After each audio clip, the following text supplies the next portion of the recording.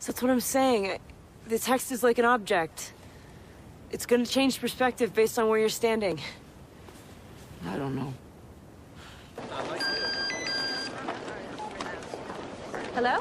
Can you hear me? Can you hear me? I missed you, baby sweet. It was a day. It was a day. Please tell me you're seeing this too. From Seattle, we're Drinking the Movies. I'm Taylor Baker. And I'm Michael Clausen. All right, Michael. This week on the show, we're going to discuss Madeline's Madeline, Sin City. And the feature film Lizzie, as well as the Netflix original Maniac, episodes 1 through 6. But before we get there, we're going to do some first impressions, right? As always, let's do it. What are we drinking this week? We're doing an Amarillo IPA from Hellbent Brewing Company. Cheers. How is it, Jen? Tell us. It's beautiful. Once it hits your lips, it's so good. What kind of beer? Fall is here. That's nice. That's what that tastes like. We've gone more with Ambers and Pilsners the past couple weeks. I think it's good to be back with an IPA. It is. Delicious.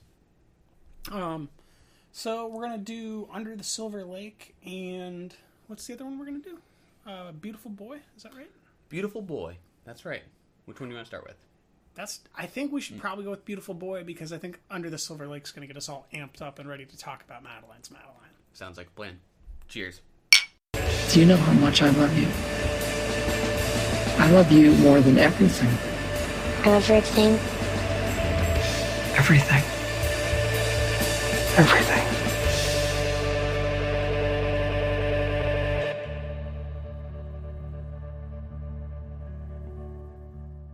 All right, Michael, we just watched the trailer for Beautiful Boy from Amazon Studios. What'd you think? I think this movie is going to absolutely destroy me. I think I will be a puddle of tears. I think it'll kind of do what Manchester by the Sea did to me. Equally emotional. Kind of in a different tone, though. Yeah, absolutely. But no burned alive families here. No. But deep wells of emotion, some soaring music to amplify it. I like both of these actors quite a bit. You know what we're going to pair with it, right? What do you think? Boyhood. Ooh. That could I think Boyhood's pair nicely. Just waiting there, screaming. Yeah. I could be wrong, but if I remember correctly, the director of this also did a movie like a few years ago called The Broken Circle Breakdown. Have you ever heard of that one? I have heard of that, and I've actually meant to watch that for quite some time. That'll be an interesting thing to try to figure out. Yeah, really different kind of movie. I don't even remember if I liked it particularly. Like, it was just very strange. But I really kind of want to revisit it ahead of time. Maybe that'll be the other pairing. Yeah. I think it looks great. It looks beautiful. Yeah. I think that it might be something where, as hard as it will be, maybe it's the right movie to watch with, like, your father. Oh, yeah. As a bonding experience, right? Absolutely. Yeah. It just looks heartbreaking and shattering, and I think that, it's gonna do a significant amount of business because they're doing something that we've wanted for years. Just like putting Jim and Pam back together. We've always wanted Steve Carell to get back with Holly. Exactly right. And it appears that this film is putting him back with Holly, which is all we've ever wanted. The time has come. What is Michael Scott. Michael Scott. There we go. I was thinking George C. Scott. I don't know why. Michael Scott. Yeah, The Office fans will be out in hordes to watch it. I can't wait. Do you think Amazon Prime might have figured out that people like The Office? Oh, I think they're onto something. I think they something have in the algorithm led them there. I don't know how they figured that out. Yeah, I don't know how else to talk about the trailer. It's just, this is a highly emotional film. It looks kind of like how Boyhood felt, but more from the standpoint of a father and a son rather than the son kind of illuminating the father, which is more what we got in Boyhood. Yeah. You like both these actors, right? Steve Carell and Timothy Chalamet? Yes, and I like Maura Tierney quite a bit. Yeah. I don't know why I'm kind of blanking on what else I've seen her in, but like I see her face and I think that I look forward to seeing her. But I just couldn't tell you what else I know her from. She's kind of like a Gretchen Mol. Like, you don't know she's just where there, she's and you from. believe but, she's there. Yeah. She's she waits a film. She really pulls you in. Yeah, I kind of get the sense that he's divorced and maybe one's the ex-wife and one's the new wife. Is that what you're getting? Or is one a therapist, maybe? I think one is either like a sister or an aunt or a therapist. Or perhaps even like the stepmother he's now estranged from both women. Yeah. So maybe it's a case where he had like two moms growing up and didn't know how to pick each one. And then the father was kind of playing as the mother as well. Yeah. Which it seems like Steve Carell is very much that kind of emotional, concerning father, which isn't, sensitive. Yeah. The job that most fathers have. The job most fathers have is to be the punching bag. Yeah. Yeah. I don't want him to pull the rug out from under me and then have Holly be the ex-wife. I'd be like, ugh, I thought they were together. Oh, no, she can be the ex-wife. They just have to get back together, right? In the end, yeah. Yeah, well, at least that'll mean that they got married after The Office. That's really what I will judge this movie on. Yeah. Is if Holly and Michael are back together. So, TBD. That's my outstanding question. And it also seems like he's pulling back into... what is Luca's film from last year called? I can't place it. Luca Guadagnino's film. Oh, Call Me By Your Name. Yes, yeah. It seems like he's pulling that raw emotion when he was in front of the fireplace quite a bit, at least in this trailer. Yeah. He knows how to tap into that well. Yes. And it looks like he's tapping into it quite consistently here. He was also in Hostiles, and he did not go there at all. He did not. He does have a range. Died very quickly. He did die very quickly. All right, should we get to Under the Silver Lake, see what Andrew Garfield and Riley Keough have in store? Let's do it. Let's take one more cheers. What the? Who moves out in the middle of the night? Nothing strange about it. She wanted to leave. How does that not make sense? I don't understand why she didn't tell me. Maybe she didn't like you. Maybe she knows you're poor and haven't paid your rent. I found some kind of code or like secret message in her apartment. It means stay quiet. Our world is filled with codes, subliminal messages, from Silver Lake to the Hollywood Hills. Could any of this be connected to Sarah? I know this girl. There's a message in the music. All right, we're back after watching the trailer for Under the Silver Lake. Taylor, what'd you think? I think I'm going to be a fan of this, and I think that plenty of people aren't going to be, for good reason. Just interesting. First take. What do you think will turn people off? The same thing that would turn people off if It Follows. You know, I think that was a film that got a lot of 4s to 5s. Yeah. Or, 8s to 10s, however you want to break it down. And then a lot of, 1s and 2s. And I think that everybody had some pretty good reasons for that stuff. But this is a performance-driven, very Maniac, similar style film that... This is just the stuff I love. The conspiracy theory narrative with the elusive girl. It's just a fun story, especially when there's good actors. And where there were just good actors riddled throughout this trailer. Yeah. Were you a fan of It Follows, personally? Yes. Yeah, yes, me quite too. a bit. Quite a bit. It doesn't hold up the same way on a rewatch when you already know what's coming. Yeah. But I think that's just the case for horror thrillers where you're truly being surprised and you're living in suspended disbelief kind of the entire time. But it's still good on the second viewing.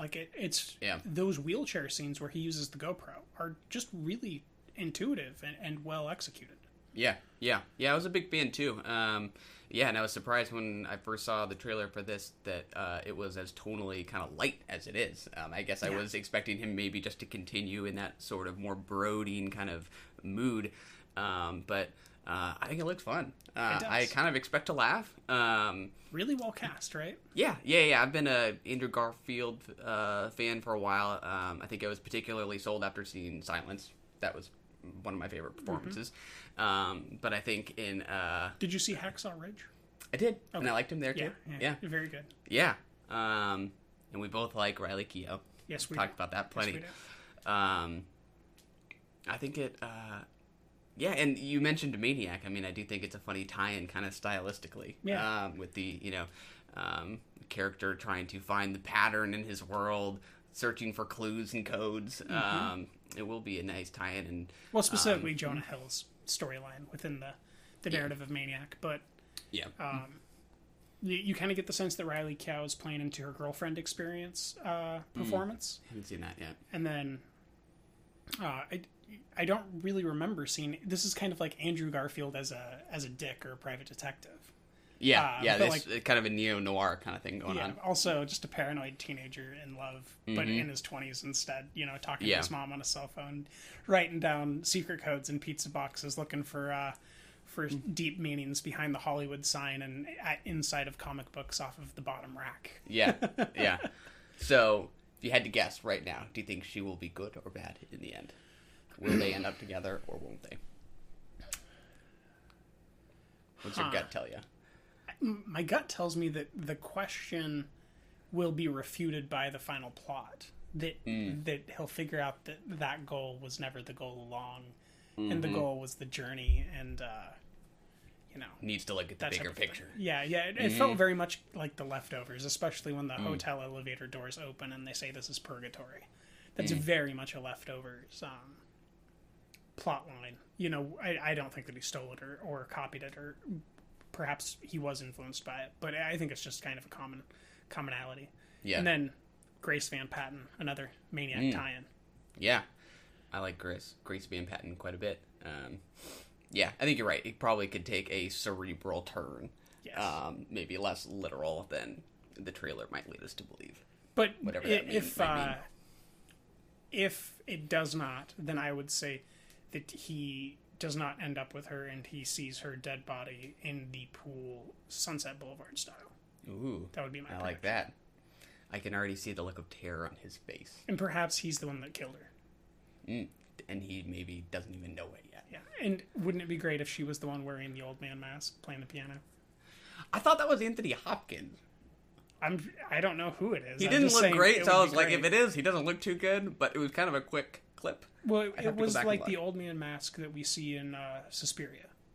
Yeah, some pretty similar heavy makeup. It looked exactly the same to me, to be honest. Yeah.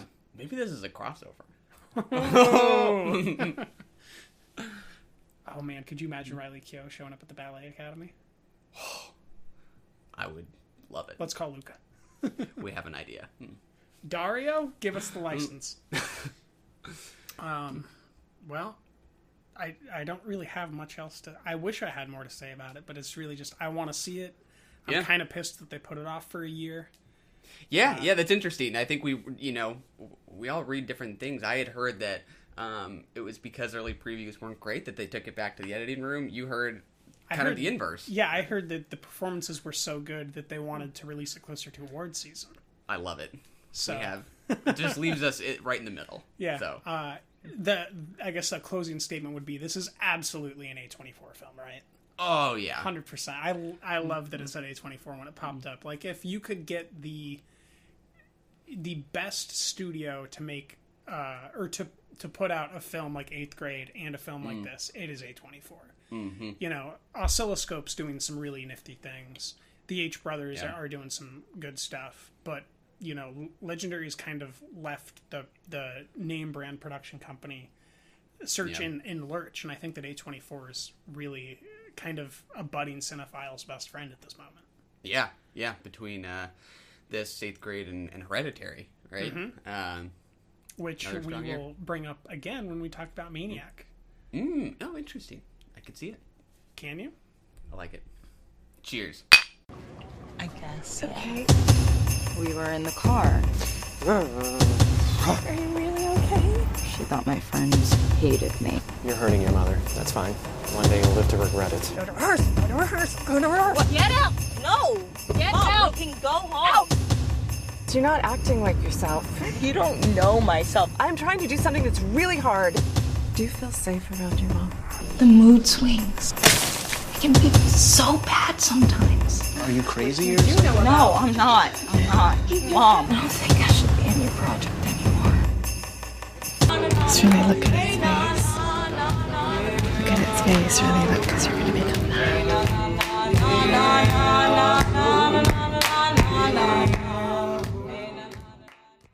All right. Our first film for this week is Madeline's Madeline, directed by Josephine Decker. This was what I would call a Sundance darling, right? It's been it's much certainly discussed. a David Ehrlich darling. Mm-hmm. Only surpassed by perhaps Paddington 2 at this moment. Exactly. Highly anticipated. Reviews have been... there's been a wide range of reviews. Yes. From ecstatic to not so much. Yeah, there's been some scathing reviews, some preposterously huge reviews, like David's and a few other people from New York. But I didn't arrive at either of their conclusions. Yeah, I was actually let down quite a bit, to be honest. We were both kind of in the middle on this one. Yeah, identical, in fact. Yes. 3 out of 3, or 3 out of 5. 3 out of 3 would be great. 3 out of 5 from each of us. I think I gave it a heart. You did not give it a heart. I certainly thought about it a lot. But I did not arrive at a place where I felt like it hearted me back. Wah, wah. No heart. Why did you give it a heart? If you can elucidate that. Sometimes the heart for me means I really like what a movie is trying to do, even if I think it has some problems kind of getting there. There are other ones where, despite it not only having problems or things I don't like, even if it succeeded in doing what it was trying to do, I don't like what the goal is. Yes. That's where, just the affection comes. It's more like, I'm so bummed because I wanted this to work. Yeah. And I think that's kind of how I felt about this. And there just kind of was enough about it that I did like, I think, to warrant that gooey heart. So let's get into what you did like. Yeah. The performances. I liked all 3 of these women quite a bit. The 3 lead women. Molly Parker, Miranda July, Helena Howard as the titular Madeline. I thought all of them were really convincing. Miranda July as Madeline's mom. Her concern and anxiety I thought was affecting. As Madeline, I thought Helena Howard, who was new to me. I think this is maybe her first film. Yeah, that's why it says introducing. Oh, does it? Okay, yeah. At the beginning? Yeah. And at the end. Yeah. I thought she was delightful to watch. I liked watching her get into these quirky, whimsical characters. So you say delightful to watch, and just to interrupt, I don't think we watched the same movie. Because she's talented. Yeah. But she is not delightful to watch. She is heartbreaking. Sometimes she's delightful, but sometimes you're just like, oh, fuck. Well, yeah, of course. But I mean, there is, when I say delightful, I mean, it's a satisfaction from what she's doing as a performer. Yeah, I'm not saying that, I'm so okay, so you weren't mapping into delight during the entire perforance. No, you were delighted in her ability to perform. Yeah, and I mean, and I can think of her, I'm thinking about her, the scenes we get kind of in her mind as a turtle on the beach. I would call that more delightful. And there are scenes like the ending where I think, the control is kind of given over to her. To me, there absolutely were moments of delight. It wasn't just a continuous... So the end works for you. Bit of a tremendous bit of suffering or something. I don't know that it works, but that is something you got something that out was. Of it. Yeah. Okay. Yeah. I did not. Not so much. I see what there is to get out of it, but the narrative didn't take me to a place where I desired that outcome. Yeah. It's kind of like what keeps you alive. I got why we arrived there, but I don't think that it suited the narrative best. Out of what I saw. I feel like there's a better ending within the narrative piece that I saw on the screen. Yeah. And let's just get to the thing that everyone's talking... It's being compared to Mother. They're saying that the camera swirls and the tone and the kind of illicit anger that is being evoked by the camera and the stylings of the cinematography are incredible and visceral. I did not feel any of it. I wanted to. I thought I would. I can't say that I had a moment that compared to my experience with Mother or came halfway there. And I'm wondering, did you find where people are talking about that and why they're saying that? I did not adore it as much as it sounds like some people did. To me, it made perfect sense. I mean, I think kind of the soft focus and the handheld camera work did adequately express her psychological turmoil and confusion. At the same time, I didn't find it particularly pleasant. I was never kind of wowed by it, but I thought it made sense with what but Decker was trying to do. Yeah.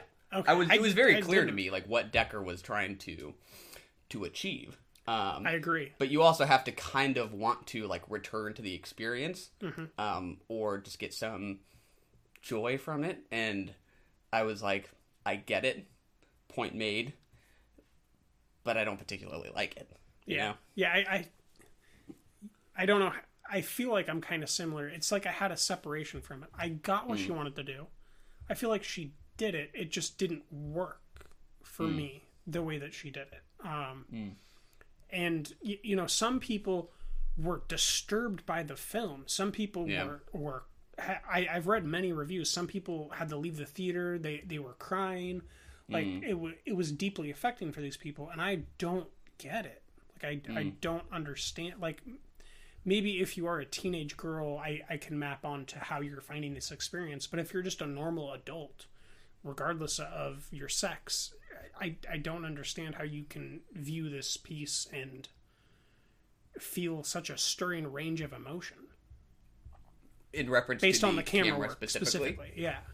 Yeah, it's interesting. I mean, I think I could sort of understand how people might feel it. I just didn't quite get there myself. I mean, I think I could see how someone might identify with how the camera represents what Madeline is feeling. And that representing her her grip on reality sort of slipping, perhaps. And that sort of confused state of coming of age when you've experienced something traumatic. I think it's a really personal thing. I don't know. Yeah, no, it that, definitely is. Like, I don't know that I could really argue with someone who said I was moved by it. I can only tell you that I wasn't. You know? Yeah, I'm not trying to argue. I'm just trying to see if we have a similar experience in mapping it and trying to explain what it's like to watch the film as an adult that, you know, by our own personal accounts, which are unreliable, are of sound enough mind. Yeah.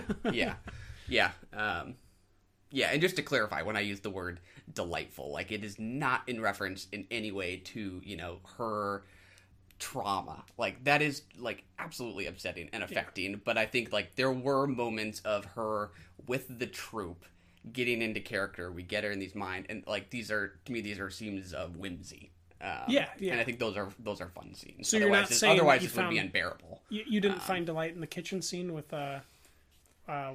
Molly Parker's husband? Oh, no, not delightful. No, that was stirring and traumatic. No, I use that word selectively in reference to particular scenes. Yeah, I mean, I think we kind of are in the same spot about the camera work.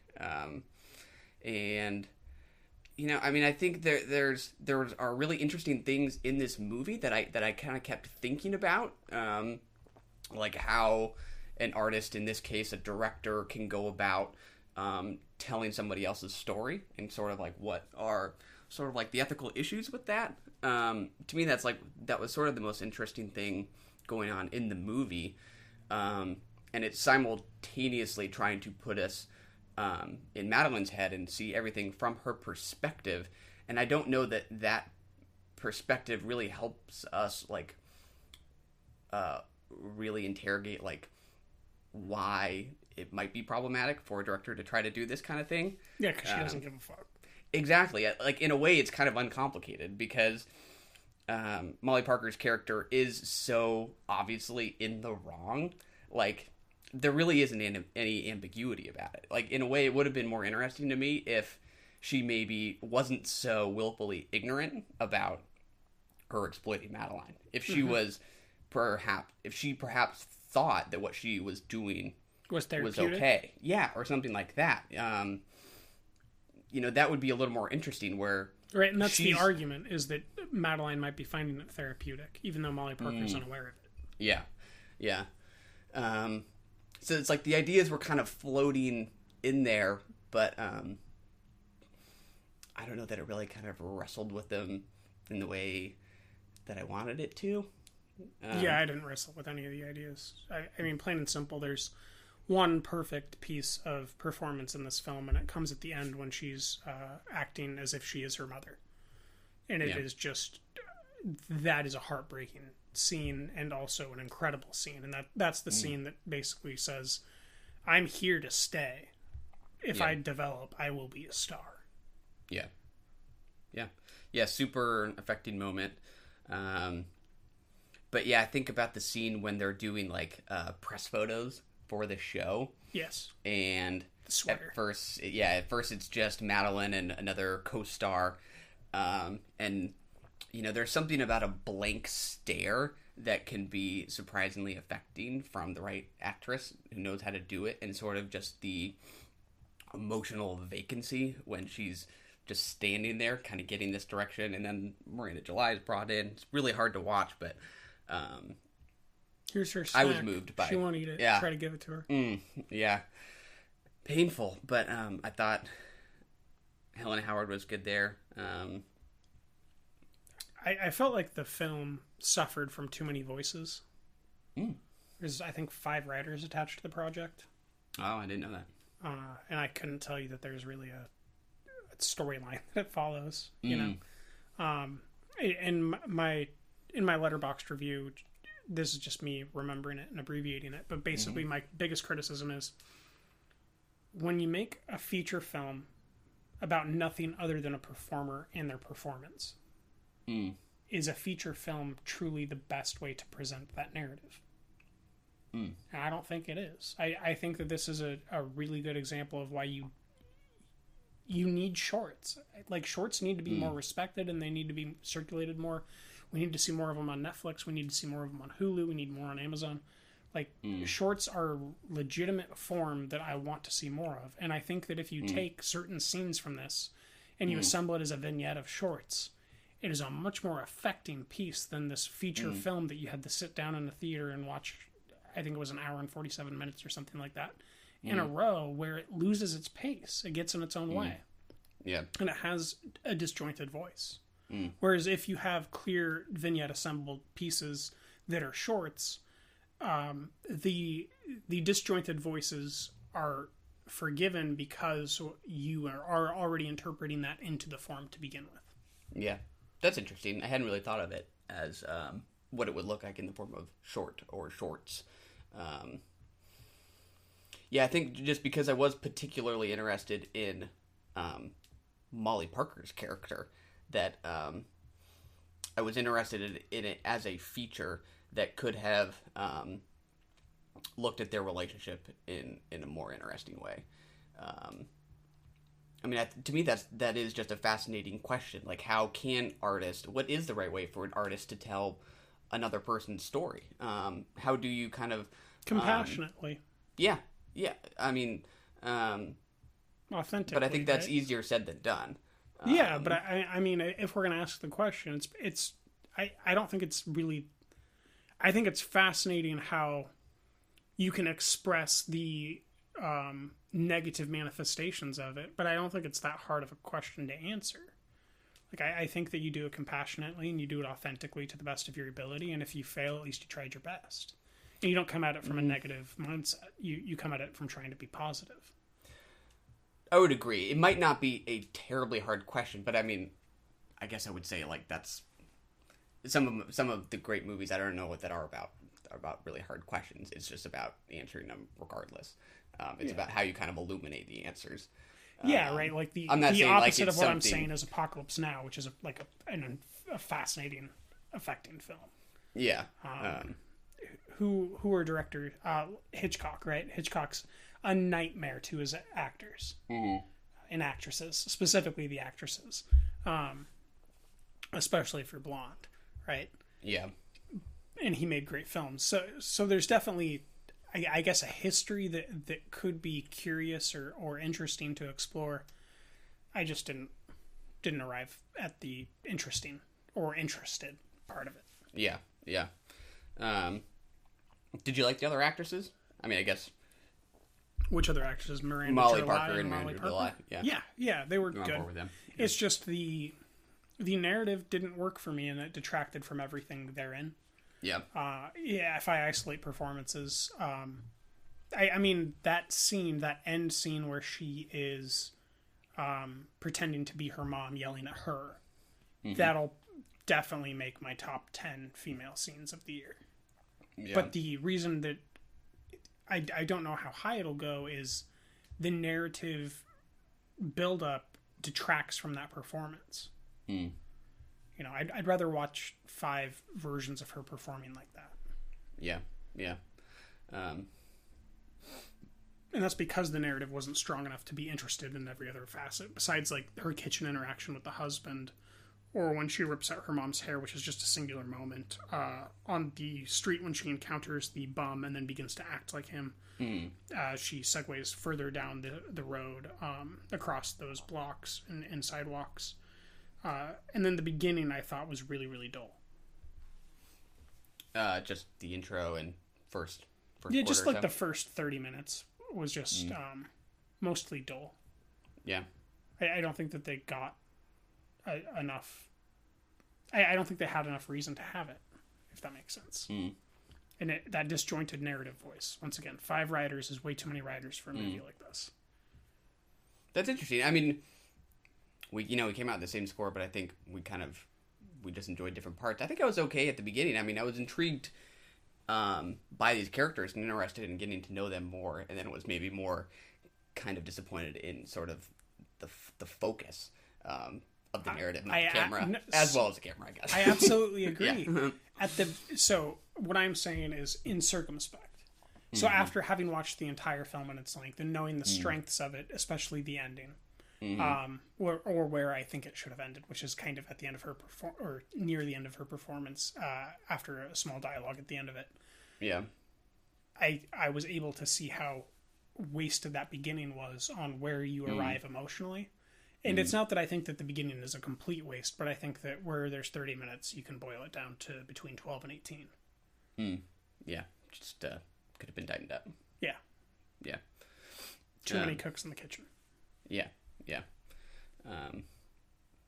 It was sort of just an environment that I liked well enough and was interested by that I think also kind of earned it the heart. I mean, I think this narrative could be explored in lots of different kinds of performance settings.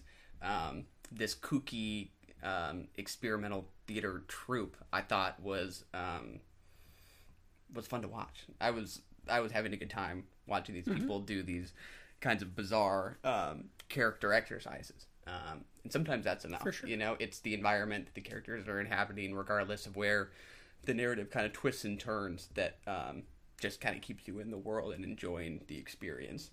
Yeah, it's like I can think of other screenplays I would have rather watched the cast do.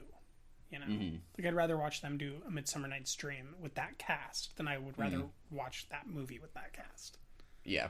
You know, it's that type of thing. Like, I would love to see Helena Howard in The Dresser adaptation or, you know, remake, however you want to interpret that, because it is a play first. Yeah. I thought she was great. I've really only seen Molly Parker in House of Cards. I don't know what else, you know, feature film wise she's done, but that's really my only reference point. But I thought she was kind of funny here too, despite like how cruel she was. She was also kind of wildly pretentious. You know, she's got a lot of freckles, right? She might need to go to the hospital, get each one of those checked. That was hilarious. Yeah, Miranda July's pretty damn good. That was a good quip. You know, talking to the photographers about the outfits. You know, I think I could imagine many people calling this movie pretentious, and I think there is a little self-awareness going on in there as it's poking fun at her and her possibly perceived pretentiousness that was kind of funny. But yeah, overall, not one that I'm super excited to revisit. Did you feel like it was edited well? I don't remember feeling particularly strongly either way on the editing. Kind of neutral. So there's 5 story editors. Got it. Or story writers and editors. There's 3 editors. So I think that it just doesn't feel right. Like as a feature film, it didn't feel right to me. the narrative got in or the lack of narrative, or the way that they attempted to incorporate a continuous line of an actor's evolution as the narrative. I just don't think a feature film suits this type of a focus for a story, and I think that editors at the end of a feature film have just as much to do with the story as the story writers did. Yeah. I didn't know that. That's a lot. I don't know how that many people would work together. Not well. Not that I've done it before, so I don't know. Yeah. I think that there's a really good, like a TV movie, I guess, on the in the right cutting room. I think that there's a good TV movie in there between 48 and maybe 112 minutes. You just wouldn't. Is it just you just wouldn't want to spend that much time with the characters? I don't want to spend. Yeah, I don't want to spend that much time with the characters in the format that it's presented. Like, I want to start with that pornography scene in the basement. Oh. I want to start with her smoking. I want to start with her smoking on her stoop, having that interaction with the teenage boys, going downstairs, talking about this is her dad's room, and then as we go through the film and her dad never shows up, I want that to come out and how important that scene was. Yeah. And then I think that's like Miranda July's scene-stealing scene. And so I kind of want to start with Miranda July as this figure of power, and her as subservient, and then ripping the hair out, and then move throughout the story with that dream of her burning her mom with the iron, and throwing the shake at her in the car, and really feel like there is a buildup that is natural to this stuff, instead of that disjointed feeling that it had because of the editing. Yeah. If that makes sense. You want a different cut? Yeah, and I think that even I could make it. Yeah. You should download it. Recut it yourself. Let's do it. Madeline's Madeline V2. I've edited a film with Helena Howard. I don't think I have a lot else. You excited to see what Helena does next? I am. Yeah, and I personally would be very interested to see Josephine Decker's next movie too, because yeah, okay. Not so much. I'm not very interested. I'll watch it, but I'm not. I'm not excited. Like with Boots Riley, even though I didn't like his movie very much, I'm excited to see what he does. Like visually, I was not excited visually by what Madeline's Madeline did. I don't know that I was excited, but I was surprised. I mean, any kind of movie that takes chances formally, is telling its story in a way that feels new to me. That just means that if you assume they're willing to take a chance again, that it could work better the next time. I mean, possible. There are many movies this year that I maybe enjoyed a little bit better, but that felt like they were doing something that I've seen a million times. And that therefore don't really seem like they have the potential for greatness. And I wouldn't call this, I didn't find this great, but I think she's at least willing to try new things. So yeah. And what did you think about the finale? I don't really know what to make of the finale. Sorry, not the finale, because the finale isn't where it should be. What did you think about the final important scene where she becomes her mother, yelling at her, and the that fallout of what it mean? Like, how did you feel like that whole thing played out before Molly Parker went outside? I thought it was incredibly affecting. I mean, I thought the performance was incredible. It's the most powerful moment in the movie, I think. That's where the editing worked for me. They were cutting away to a girl on her knees that seemed about her mother's age. That was like legitimately disturbed and concerned in her face about what she'd just seen and how Molly Parker was reacting to it and what she wanted to do. And I thought that was just expertly edited. Like I loved that scene. Yeah, kind of the event and then the reaction to the event from the bystanders. And the girl who's impersonating her mother character in the photo shoot. She's standing at the back, covering her mouth, like really disturbed, and she's like, she just keeps asking the question. So you want us to become like this is Madeline's story? Yeah. Like, I'm okay with that, but that's what you want. And she's staring at Madeline while she's asking it. Out of what you would interpret as like a mother-like concern, right? Yeah. Yeah. And Miranda July storms out of the room, you know, maybe 1/6 into the performance that she's getting. Like, it's just, it's deeply affecting. Yeah, and I guess to me that's where some of these questions did kind of come to my mind. It's like, I mean, I guess they sound simple when you say them out loud, you know, that it seems so obviously wrong what what Molly Parker's character is doing. But that's just something that movies do all the time, right? Is actors inhabit real people that they don't know. Directors tell other people's stories. Or documentarians depict falsely real people. Yeah. You know, some movies that I think, you know, did this kind of interesting, I think it was last year, there was the movie with Rebecca Hall called Christine, about Christine Chubbuck. That is a beautiful film and one of the best performances of the decade. That's interesting. So, like, some people, you know, did not like that movie. Yeah, because it's a fucked up movie, and you have to kind of have a fucked up mentality to be okay with it. So, and did you see Kate Plays Christine? Yes. What did you think of that one? It's not as good, but it's good. Yeah. Yeah, I think those are not really Christine. Christine's more like the object of Kate Plays Christine. But I think, you know... Kate Plays Christine's more of Madeline's Madeline.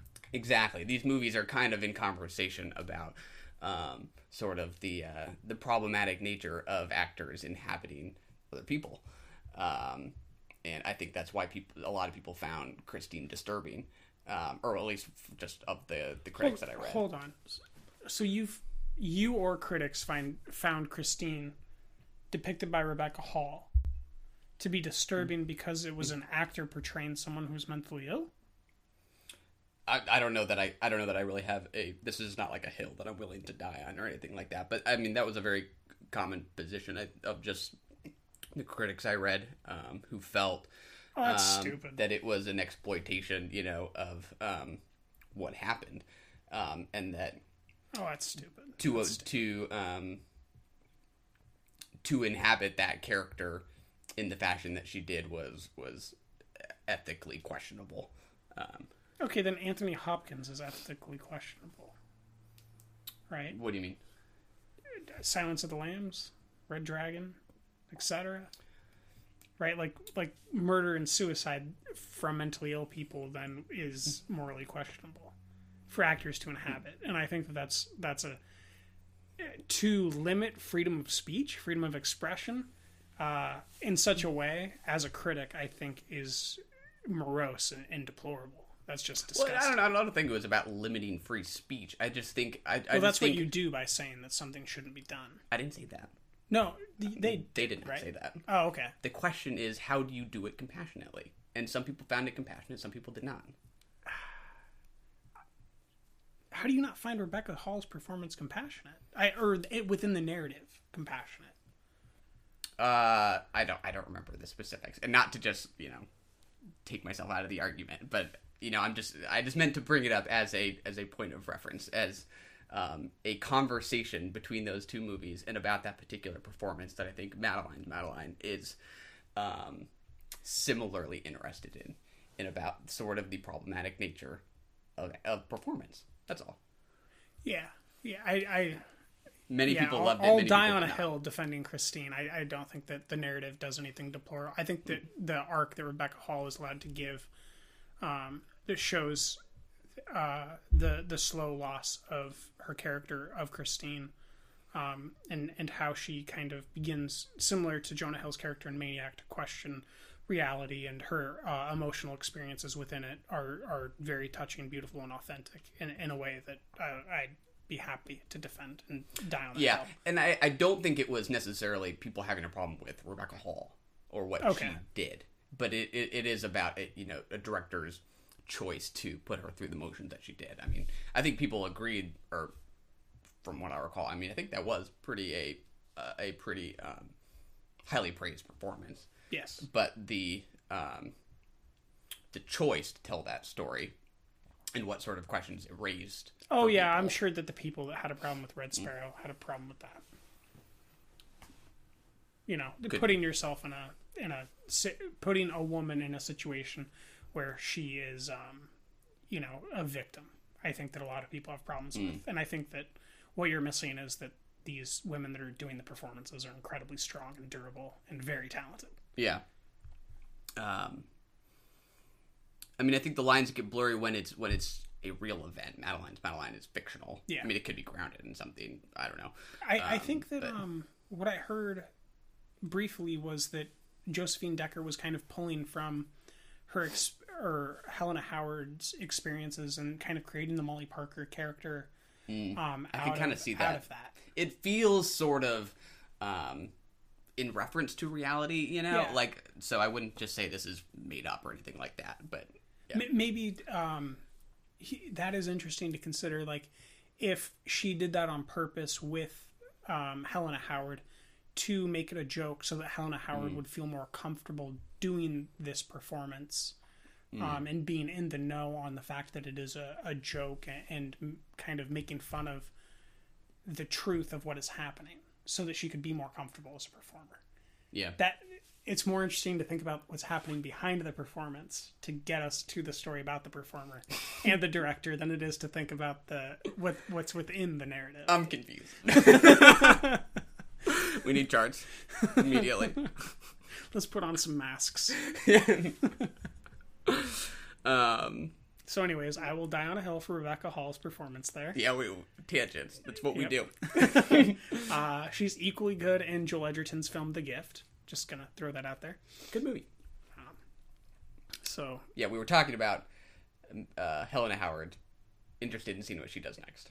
Yes, that we agree on at least. What do you think would be interesting to see her do next? Right, like we already know that she can perform in a performance-centric type of a film. Like she would have been at home in a film like Suspiria.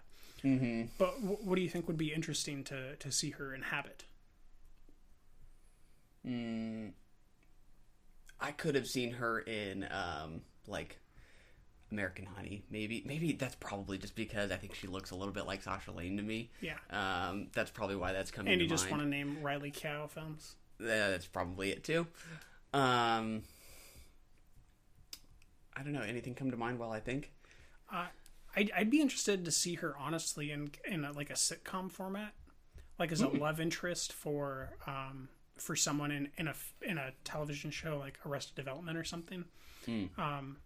I just think it'd be very interesting to see her have to deliver narrative style dialogue actually, and not play into who she is as a person, but actually inhabit a character fully for the entire length of a performance. And see if she's capable of doing that in a format different than this. And different than she's ever performed in. Because she did grow up doing plays and stuff. She's very talented. I gather that thing about going to Juilliard, it's probably pretty close to the truth with what I saw. But if she can do that sitcom style acting, if she can do voice acting on a BoJack Horseman, if she can do a love interest in a comedy or the victim of some sort of a thing within like a detective style comedy, and bring in that emotional weight, and be wholly committed to the character and not get to have a character break within the storyline. Yeah, that's what I want to see. Yeah, not necessarily something serious, but something comedically serious. Yeah. Maybe just because it's also similarly experimental. I mean, I think she would have fit right in Sorry to Bother You. For me, sure. I could have seen her in Tessa Thompson. I was about to say Tessa Thompson's role. Yeah, I think there's an age gap there. So I wouldn't swap them out. Huge age gap. She's under 18, I believe. So. I wouldn't swap them out, but I think I could imagine her inhabiting that world. Yeah, some smaller earrings. Exactly. With shorter phrases. Yeah. Tessa Thompson's like the extra large size. Madeline's Madeline, or just Madeline. Helena Howard, more medium, probably. H squared, if you will. Yeah, exactly.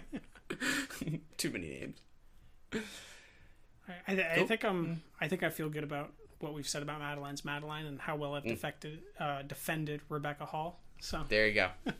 We're still at 3s. Still 3s. Yeah, interested for Helena Howard. open to Josephine Decker. I'd like to see I'd like to see her direct a screenplay from one single writer that isn't her, with no one else. Just one single writer. She directs it. One editor. I'd like to see it. I'd like to see what that looks like, especially if it's reteaming with Helena Howard and it does a comprehensive or complicated narrative. Yeah, makes sense. See what she does next. All right, should we get on to Sin City? You want to take a quick break and refill our beers? Let's refill the beers. Let's do it.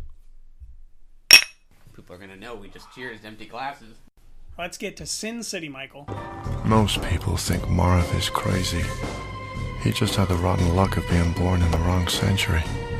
He'd be right at home on some ancient battlefield swinging an axe into somebody's face. Or in a Roman arena taking a sword to other gladiators like him. They'd have tossed him girls like Nancy back then. Show's over, dickwad. Drink up. Now that's one fine-looking coat you're wearing there. Sin City. I saw this on DVD, I think, probably a year or so after it came out in 2005. I don't think I've seen it since then, so this was a revisit for me. How about you? Have you seen this multiple times? I've seen this 4 times. Okay. Maybe, in different formats? Maybe more. Yeah, different editions, too. Theatrical, then extended or the director's cut, and then probably the normal again, and then just this week, extended, uncut, unrated. You've seen the works? I've seen the works. And you watched the Netflix version, correct? There is a version on Netflix. It is leaving on October 1st. So it will be gone. You will not get to listen to this. Or, sorry, watch the version. It will be on VOD, I imagine, though. Oh, it's on VOD on all the big ones. Vudu to Hulu, or not Hulu. You know, wherever you buy shit. Amazon. There we go. Yeah, yeah. You like this film quite a bit. I love this movie. Yeah. I love the character work. I love the characters. I love the dialogue. I love the stylings. I love the cinematography. I love what they do with the background. I love how they draw attention to the foreground. I love every single thing about it, and you hate every single thing about it. It seems so false. There's just one particular thing about this movie that I strongly dislike. Many other things are okay, but what I dislike just overwhelms the rest. And I feel like I am the only person in the world who just doesn't like the look of this movie. That's correct. Yeah. You need to be colorblind like me. You'll love it. Yeah, apparently. I remember watching this when it came out. So this was 2005. So this was 13 years ago. I was 14. I remember thinking it looked great. I remember enjoying it at the time. I'm not sure that I... So, for the listener, I just went and grabbed a copy of the first book, The Hard Goodbye. And I'm going to show Michael like what it looks like to look at it. Yeah. See how it is, just straight up ink. Black and white. And everything that I'm looking at now in the book looks great to me. That looks fine. I would have rather seen an animated version of this movie. I just could not believe for a second that these people were in these environments. And then it overwhelmed everything else about this movie, which will be more interesting to talk about because I think this is a taste issue. Because there's lots else going on. But you know, I think it's kind of a cliche to describe a movie as something like, you know, oh, I could just, you know, print a shot from this movie and put it on my wall. People say that a lot, but to kind of do the inverse here, like, there is nothing from this movie that I would want to print and put on my wall or look at look at longer than I have to. I just don't like the look of it. I couldn't disagree more. It's personal. Yeah. But I mean, they're like some of those moments, Mickey Rourke busting out the door, Quentin Tarantino's scene where he's shooting Benicio del Toro and Clive Owen talking in the car when Benicio's dead and he has a gun barrel out his forehead. Yeah. That's directed by Quentin Tarantino, if you didn't know. That whole scene. I was wrong. I was wondering which one was his. I guessed wrong. I thought it was... oh, wait, no, that is Clive Owen's, actually. Mm-hmm. Yeah, it's Clive Owen and Benicio. I was kind of wondering throughout it. I didn't know in advance. I suspected Tarantino when the bald neo-Nazi gets the arrow through him. Yes. And yes. he's talking like... Yeah, it's very Kill Billian. Yeah, I was like, this seems like Tarantino. That was the one time where I was like, I think this is his segment. No, he didn't have anything to do with the screenplay. He just directed. Oh, he just directed. Oh, okay, interesting. That was my only guess. Yeah, screenplay, sure. I don't trust it because Robert is such a kind person, and this was not made through the union, which led to a huge fallout for him in moving forward about what he was allowed to do and who would work with him. And he faced a lot of blowback and pressure from being allowed to do what he wanted to do moving forward after this film. Yeah. But he did it without the union.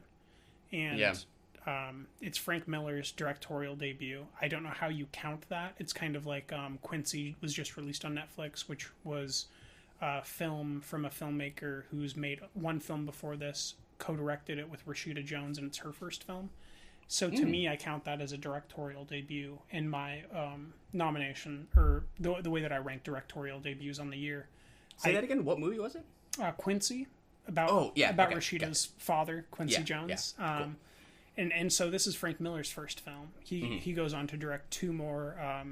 His graphic novel and comic series, The Spirit, he made a film out of. And then he returns to Sin City with a Dame to Kill For with Robert Rodriguez, which was a very bad movie, and didn't have the same stylings or stylisms that this did, nor the narrative and acting.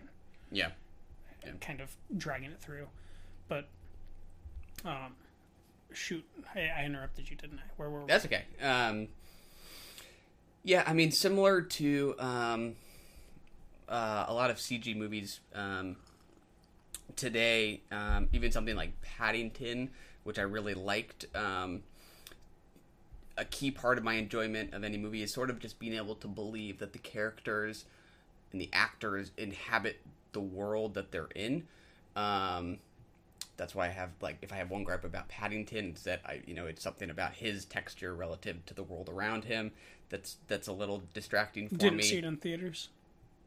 I did not see it in theaters. No. The underwater scene at the end with the train when he falls off of it and goes in the water. In theaters, that was an incredible visual because the fur looked like it was legitimately in the water. I was like, holy shit, this is Planet of the Apes, man. That's cool. Yeah, I haven't seen Planet of the Apes, but I heard that was particularly visually which one exciting. haven't you seen? I haven't seen any of them, but I most heard the most recent one discussed in that vein. I guess every year you take a step away from it, you'll go back and you'll go, it's not so much. But you have to remember, like, what is it, The Rise of the Planet of the Apes with James Franco? It was maybe 2012. You have to remember what was happening in 2012, like what films were, comparable to it. The Avengers, I think, came out the same year that James Franco's Rise of the Planet of the Apes did. And if you compare them, it's a perfect looking movie as far as what they do with the CG. Yeah. So yeah, I have a hard time believing these people are where they're supposed to be. And that gets in the way for you. Can I just kind of ask you a few? Yeah. Did you see The Spirit? No. Okay. Don't know what that is. Did you see 300? Long time ago. Yeah. Did you like it? I did, but... You liked it then, you suspect you won't now. Exactly right. Is my assumption. Mm-hmm. You haven't seen Batman vs. Superman? No. Have you seen The Watchmen? No. Okay. So, unfortunately, not many points of reference. Visually similar because, these are all Frank Miller graphic novels that I'm listing that are adapted to films through what I would call visionary filmmakers. Yeah.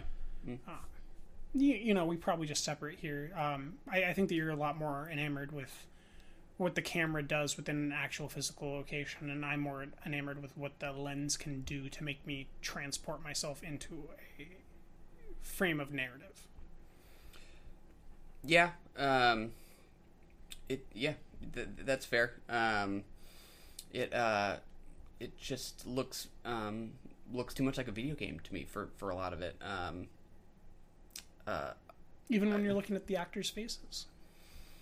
No, that's okay. No, it's more about how they mesh with the texture around them. But most of the action, I don't know, it kind of feels like I'm watching Grand Theft Auto or something like that. Which Grand Theft Auto?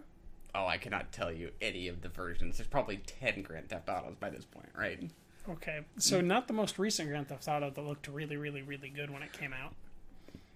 I suppose not that one, if that one looks great. Maybe Grand Theft Auto 3, when we finally got to our, what's that one? Third person? I think Grand Theft Auto 1 and 2 were top-downs, if I remember correctly. Yeah. It's just not visually appealing to me. I would much rather see a fully animated version of it. I would also like to see a fully animated version. You, once again, have not seen The Watchmen. Mm-hmm. So you haven't seen the animated short comic within it, or tacked onto the end of it. Like a post-credits kind of thing? Yeah, I'm really embarrassed that I can't remember what it's called. It's not Black Sails, but it's something... it's this man... It's somewhere between Pirates of the Caribbean and Sin City, you know? Got it. Yeah. Or Mickey Rourke's character in Sin City. It's the Black... I have to look this up. It's gonna drive me insane, yeah. Comic within Watchmen. Marooned. Tales of the Black Freighter.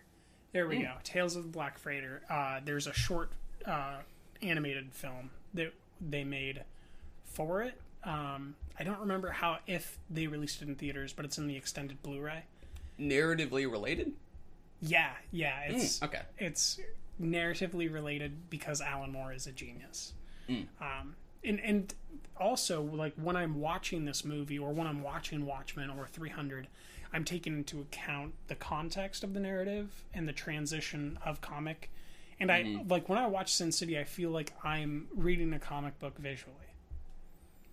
Yeah, but if you said that to me, I would think animation. That's what's hard. Yeah, and maybe you really value high quality animation and you want to see more opportunities for adult animation. And I do too. It's just realistically, that's not in the back of my head, I know how much it costs to make those Pixar movies. I know how many years absent of cost. I mean, to be this looks cheap. What? It looked cheap? Are you sure that you just didn't have a bad streaming quality? It did not look good to me. Yeah, see, this is an interesting thing where I don't see the same thing you see. Yeah. That's just factually true. Yeah. So it is curious to me, like, how much of my experience that I enjoy is something that other people straight up don't see. Well, yeah, when people are talking about a woman in a red dress with Josh Hartnett, what do you see? Are you telling me you see some other color? No. Or you see no color? Yeah. This is a black and white movie for you. Yeah. Yeah. Yeah. So, I mean, I know how to guess. Accents of color mean nothing? Correct. But I know how to guess the shades, you know? Yeah. Like, I know, based on if I look at a structure, I'm going to guess that a skyscraper is going to be gray or steel. Or, you know, whatever the fuck that type of color would be. I can say it, and then someone will go, yeah. If there's a sky and there's clouds, I'll guess that it's gray. If there's a sky and there's a few clouds and it seems clear, I'll guess that it's blue. Yeah. If there's water, I'll guess that it's aquamarine, right? Yeah. Because the word aqua mixed with the word marine seems like a pretty... You know, I know how to hedge my bets when I'm describing stuff. Taylor is colorblind, in case you did not pick up on that. But the black and white, the way that they shot it really accentuated the stylings of the comic book to me, and made the performers live on a stage. Like, I felt like I was looking at a play of a comic book, and I loved it. I loved that styling. It's how I feel when I watch 300. It's like they're in a play on a stage, and the background is the CG fill-in of a stage, where you would have your normal stage artwork, and in the front or the foreground there are these beautiful performances. Does it look glossy to you? I'm just trying to pick up. You talk about glasswork. You pick up on, like, kind of shine and yeah, reflection I'd say it's and that shiny. kind of thing. It's definitely shiny. Yeah. Yeah. Okay. Just trying to understand a glossy what that layer. looks like to you. Absolutely. Yeah. Yeah, kind of like a glossy nectar. Yeah. Yeah, that's the word. I remember it. Yeah. Did you not see that? No, I didn't. That's what I didn't like. Because that's not what I see when I look at that book. Like, to me, the movie is more like a laminated version of that. Which I... And I love a laminated book. You're like, and? So you're saying the book is preserved? Look at that. Is that Brittany Murphy? That's Carla Gugino's character. Oh, I could see that. Yeah, that makes sense. And those are the heads on the wall. Yes. It's a good book. It's a good book. Look at that. Looks pretty good. And how about those bandages, right? The one on the eye? That's just like they did Mickey's. Yeah. Yeah, I mean, there's only like so much I can say about, just whether or not I like to look at it or not. But I think there are things I did like that just unfortunately kind of overwhelmed my overall experience. But if I try to just pretend that that's not a thing, I think there are things that I otherwise would have enjoyed, like Mickey Rourke's character. I thought him just not dying was hilarious, right up until the end. Is that all you got? That was funny. When he pukes the blood up and they shock him again? Yeah. He was good. I think he was probably my favorite character of the bunch. Oh, I'm not seeing things right. You need to take your medicine. You need more medicine. Do you like all these vignettes equally? No, not in the presentation that I had. I think Josh Hartnett is the weakest link. In the extended, uncut, unrated, Jesus Christ, I need to memorize how to say that. Josh Hartnett has a 4-minute chapter, and then it's credits, and then it's to the next one. And the way that they assemble it, it goes Bruce Willis, Jessica Alba. Never see them again. Then 4 minutes, Josh Hartnett with Alexis Bledel. And then you go into Mickey Rourke's entire arc till the end. Never see him again. And then you go into Clive Owen. And that full arc. And then it's over. Yeah. And I don't think that that's the right way to assemble this. I think that the right way to assemble it is similar to the way that it was released. I think that you put The Hard Goodbye first, and then you go with Mickey Rourke. I think that's the first thing, and I think you end it with Bruce Willis and Jessica Alba's The Yellow Bastard, if I'm remembering correctly. And then at the end of the Clive Owen is where I would put the Josh Hartnett Alexis Bledel thing, where you see the arc of her getting murdered for her actions that caused the death of everyone. Yeah, I don't even see that in mine. Her getting murdered? By Josh Hartnett in the elevator? Not in the elevator. In the hospital?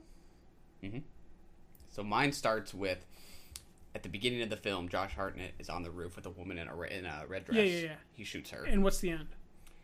With Alexis Bledel and him seeing her on the elevator, and the door's closing. That's it. Interesting. Okay. So that is a material They difference, take an actually. elevator ride up, and they have a conversation, and I think that sequence is called "The Customer is Always Right." Because he's killing the customer. Got it. Okay, so there is actually literally a content difference. Oh yeah, no, there's 35 minutes that you're missing. Yeah, that's right. We talked about that. Yeah. Gotcha.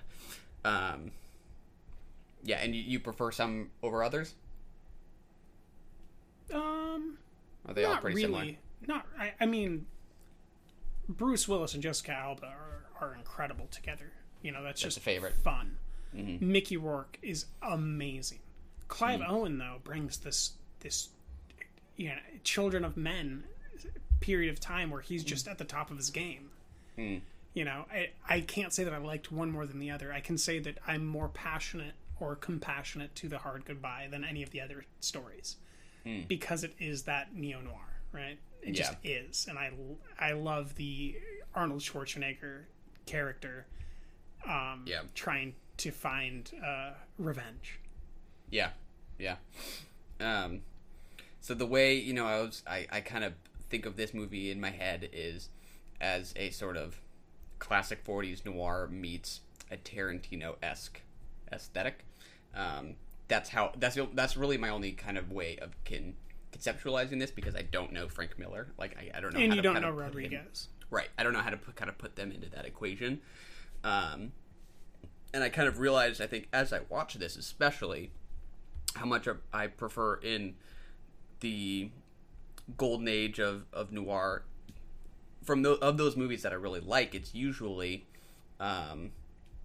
implied sexuality and violence that I prefer over overt sexuality and violence. And I think you get much more of the latter here than the former. And I think that sort of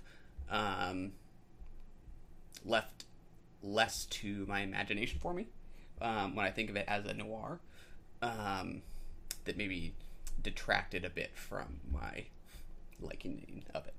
That makes sense? Yeah. And Frank would say, good, you're not the person I wanted to like this. Yeah, that's fine. That's just, if you've read, like, The Dark Knight Returns, or if you've read 300, or if, that's just not what he wants you to... He doesn't care about that. He wants a viscera on the frame of the page, or he wants viscera on the frame of the film. It is to be dark and brutal and brooding and upfront and disturbing and complicated and evocative of deeper emotions, which I get too, but I'm sure maybe the emotional developments didn't work on you. How about Elijah Wood? I like that storyline. Absolutely. I think that's probably one of my favorites. I like Clive Owen's storyline a little bit less with the bit in Old Town. Brittany Murphy was real fucking good. I do like Brittany Murphy. I miss her. I didn't realize how much I missed her. Yeah. Other than Just Married, I hadn't really thought about it recently, and then watching this, I was like, yeah, that is a significant loss that you can't really... you can't comprehend what roles she could have had and how she could have developed as an actress. All you know is that it's definitely a loss looking back on it. Yeah, I liked her quite a bit, but I think I could pretty easily rank them by Mickey Rourke and Elijah Wood's storyline first, Bruce Willis and Jessica Alba second, and then Clive Owen's third. Particularly just because I really like Mickey Rourke's character. The Hard Goodbye is hard. You can't top it. It's you just come out the gates, and you're jumping through doors, you're jumping down stairwells, you're jumping through the front of police cars, you're getting ran over by a woman like it's nothing. And she's in like a roadster, and it's incredible. You're handcuffing Elijah Wood's brutal cannibal character to you, and you're beating the shit out of him. You're cutting his limbs off and leaving him to be eaten by his dog. It's just this incredible never yelling arc.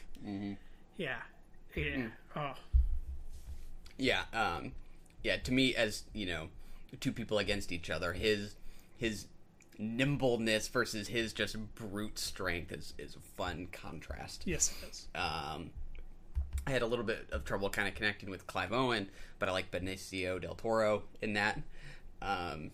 Especially when he's in the car driving alongside Alexis Bledel. That was just a particular moment that I did like his performance in. Honey, this is your last chance. You got to turn back. Yeah. Good scene. When I was 14, Jessica Alba was, I think, my favorite. Less so now. I didn't particularly care for her here. All I ever saw was Jessica Alba. Really? Yeah. And that was a problem with I think a lot of these for me, is that I only ever saw the actors except for Mickey Rourke, who I saw because of that layer of makeup. Maybe it's because of the vignette structure for me that I don't feel like I have enough time to sort of see past the actor and see the characters that they become. But I only ever saw Clive Owen or Jessica Alba. Bruce Willis almost got... I think he basically got there, but Mickey Rourke was my favorite. Would you say that Benicio would be second? Yes. Okay. Yeah. So interesting is that each of them has a huge amount of makeup or mask work going on. Yeah. And each one predominantly is acting with their eyes and their bodies. Yeah. Benicio's just a bona fide creep when he's driving alongside Alexis Bledel, and I think he kind of tilts his head and says, do you want to see it? And I don't know, that line got me. I was like, oh, this guy, I don't want to have anything to do with him. So that worked, but Clive Owen, yeah, I couldn't quite see past his actorliness. No, he's and I ordinarily am kind of okay with him. So you ever see Shoot 'Em Up, Monica Bellucci? I don't think so. Oh, okay.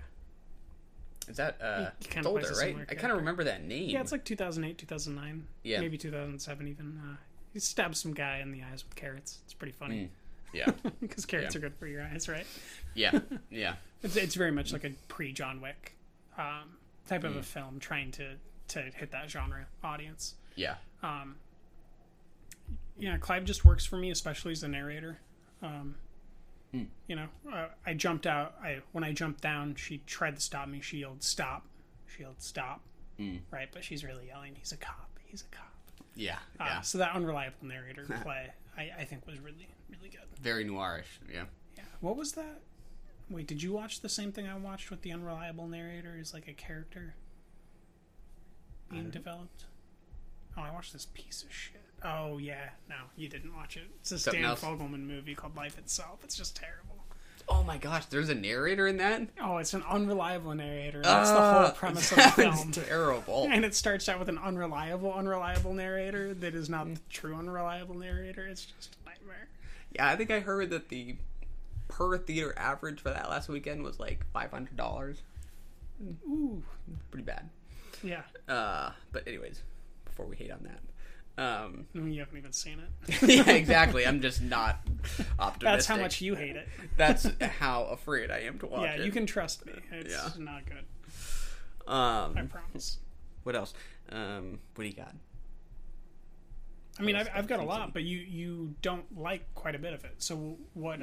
I guess you've already explained why you don't like the whole thing, and you do like Mickey Rourke, but you don't like all the other characters. So what is it that you're liking that you're not giving a good review to because the visuals get in the way? Not a lot. I mean, okay. Because what you said was that I was wrong and that you did like it, and that there's one predominant thing that got in the way of you liking it. That absolutely is the overwhelming driver of my distaste for it. There are certain sort of redeemable qualities like Mickey Rourke, but I think somewhat of what I already mentioned, the gratuitousness of the violence and the nudity, to me seems very counterproductive to a noirish mode. No, it's not trying to be a film noir. It's trying to, be that 1970s, 1980s brutal, up-to-date interpretation of that 1940s, 1950s noir. Yeah. You can't, I think, take the context of the age that it's trying to evoke out of it and still have the correct interpretation of what Frank wanted to communicate. And Frank is just very much a brutal depictor. Yeah, but for somebody who doesn't know Frank Miller, the extra-textual doesn't mean anything to me. It's just a matter of what's on the screen. And to me, all it feels like is a very clear reference to noir conventions with voiceover narration, the bitterness, the cynicism, the hard-boiled dialogue, and it's missing key components of what I think made those movies good. Okay. I would say that that is all true and valid for your experience, but that what he's doing isn't just playing into film. He's making a comic book. He's not making a film. There's a film based on his comic books or graphic novels, and that what he's doing has more to do with narrative structure over the Western canon, which we'll get back to with Maniac. The entire idea of a Western canon of storytelling, and that if you just look at it from a film history aspect, everything you're saying probably is accurate and makes good sense, but that is not the derivation of where he came to these narratives from or these characters.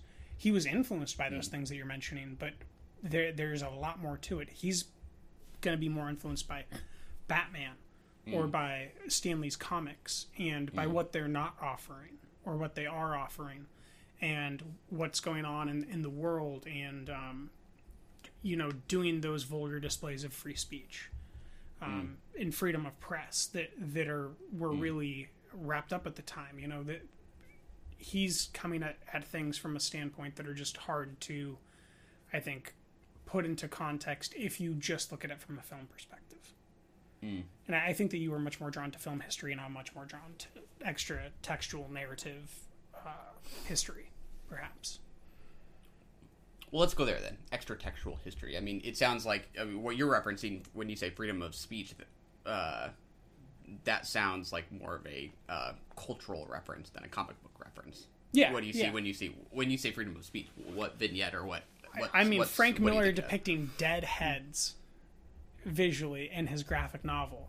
He did 1980s or maybe it was early 1990s The Dark Knight Returns comic, which is just this brutal piece. He wrote The Spirit for a long period. He within comics, you had to to be profitable at the time, you couldn't really have a mature audience. And Frank was the first one within the universe that I'm aware of that, other than very, what you would say is kind of small time, perhaps, writers or artists. He's the first one that truly had an adult graphic audience that established things moving forward, like The Boys. Just brutal, banal books. What's The Boys? The Boys is how do you? Okay, imagine what you think the house that Jack built is going to be like. Yeah. Okay, that's The Boys. Noted. It's but just in comic book form. Yes. Yeah. He just paved the way, and he gave a voice to. He gave a new voice within the arc of graphic novels and comic books that was normally very approachable, kid friendly, and something that parents would agree to. And then he kind of made something that was for adults, and then it drove this adult thing. And I would credit him and what his work was with Batman to drive the arrival of the animated film Batman: The Mask of the Phantasm. I think that we don't get that film unless we get Frank Miller's Batman. Yeah. Which is brutal and punchy and gory. Yeah. And Sin City's brutal and punchy and gory, and you're getting these backdrops that I understand why someone wouldn't like it. I love it. And what you're getting in front of it is a performance of these characters, and I already have these characters within my head from reading the books. So I'm getting to watch these actors that I really enjoy personally, especially at this period of time of 2005. Mickey Rourke is pre The Wrestler right now. Bruce Willis hasn't completely given up. Right? He shitting on Bruce Willis. I'll shit on him. Jessica Alba, I think, is right in the height of her pretending to be, something that she's not, by all accounts. This innocent kind of doopy girl is kind of how she's depicted in the film, right? But she's really actually like a very smart person in real life. And I think that as kind of after this, she doesn't continue to do films where she acts like a sex symbol. Yeah. She kind of steps away from that, other than maybe The Love Guru, which I will defend defend forever. Oh, you do like that one? I haven't it. seen it in a long time. Not willing to go there. So yeah, the whole thing works for me. You get Michael Clark Duncan in here. You get Nick Offerman with bleached hair. Oh yeah, it's just, I noticed that. I was excited. He didn't last long. I was kind of hoping he was going to stick shootout around. Sequences, allowing a conversation about prostitution and keeping something that's more corrupt away from it to keep it pure is an interesting idea. That by keeping the cops out, you keep it non-corrupted. Mm-hmm. You know, I think that there's interesting subtextual conversations happening within the film, just like I thought that there were last week with Helena Catet and Bruno Forzani's films. Yes. Yeah. How do you think your appreciation of it would change if you didn't know Frank Miller? I think that it would change it. I think that I wouldn't get as much out of the subtext or the extra context of the characters and knowing the entire narrative. Mm-hmm. But visually, for me, it's a stunning film to look at, just like 300. Yeah. Yeah, just like I'd want to watch Leonidas cut that guy's calf off and have it go through the field goal uprights every single time. Yeah. You know, I want to watch Mickey Rourke with the white tape on his face, telling her no, he cut himself shaving. Yeah. As he asks Carla for his pills. Yeah. Yeah, there's lots of other stuff that I want to watch. I don't know that I'll prioritize it, but I do at least want to watch like some of 300 again, just to kind of compare. Because I do remember liking 300. So I'm curious just to see if visually I feel similar to it as I do Sin City. Yeah, I think that you might be more open to 300 because of Lena Headey or Lena Headey. I don't remember how to pronounce her name.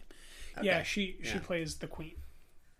And I think that she actually really grounds the film in an interesting way. But let me just list the actors that you might not remember. From Sin City. So we got Mickey Rourke. Yes. Clive Owen. Mm-hmm. Bruce Willis. Jessica Alba.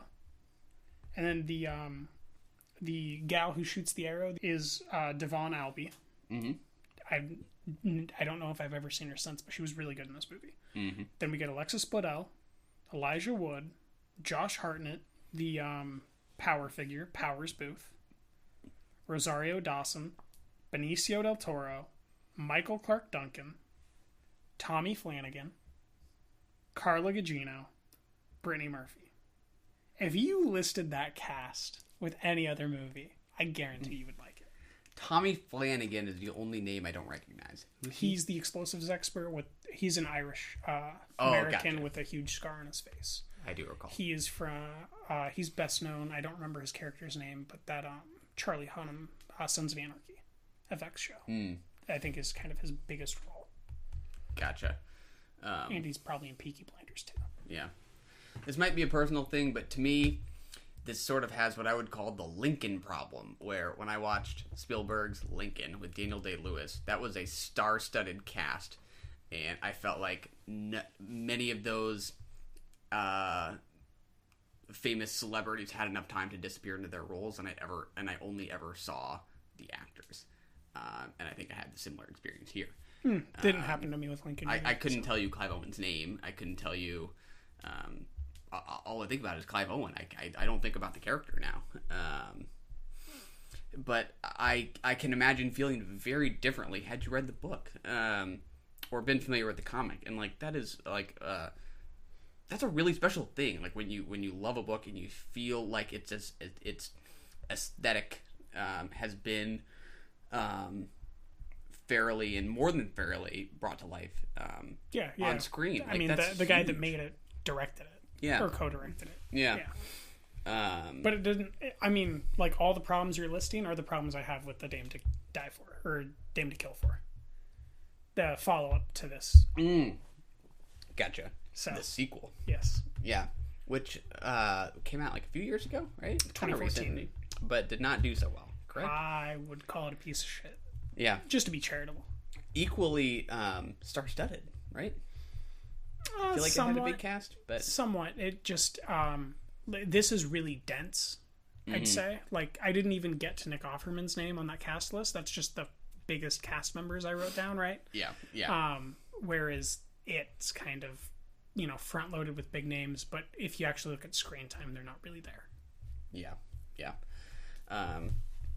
And honestly, that's why like it's been weird for me to rate it. Like I can only share what I felt, but know that like there are critical reference points that I don't have. Yeah, right? and I mean, I'm also taking into account that it's 12 years old when I look at it visually. Yeah. Just like when I look at Rise of the Planet of the Apes. It might not be perfect now, but I am taking into account it's 6 years old. And that what things look like now, very different. Yeah. I mean, just go to last year's Jungle Book from Jon Favreau and compare. And, you know, there's just better things happening now. Yeah. It's like comparing Toy Story 1 to Toy Story 4 coming out. Like, are you really going to do that visually or not? Yeah. And I'm not going to do that for this, and I wouldn't do that for Toy Story. That's just how I lump it. But I get why people would do that. Yeah. Yeah. But you wouldn't recommend the sequel? I would not recommend the sequel, and I wouldn't recommend the extended, uncut, unrated version unless you already love the film or you already love the comic book, because it is in it is presented in a complicated way that is not conducive to your experience. Yeah. Yeah. I think that the stock way where it's all edited together into commingled storylines is probably more affecting. Especially if I remember correctly, the farm actually like has a plot to it where you like you feel like the farm is almost a character that you entirely lose in the version that I watched. Yeah. Yeah. Yeah, it's not the kind of film. Sometimes you don't, you see a movie, you don't like it, and you don't want to have anything to do with it. It's not really that experience where I watched it and was very interested in just looking at what it looked like on the page. That was the first thing I did was just Google Frank Miller, Google Images.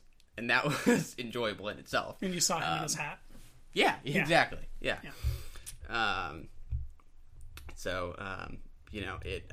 What you bring to it, baggage-wise, matters. Certainly. Just like with any film. Right? Yeah. Yeah, exactly. So I'd recommend it. You would not recommend it? Personally, if you have not read the comic, I don't think I would. Okay. I think that, dear listener, despite what Michael's saying, you should ignore him. Because this is a comic book movie, and Michael has yet to like one on the show. So I will speak for comic book movies, and I'd say that this is probably one worth watching.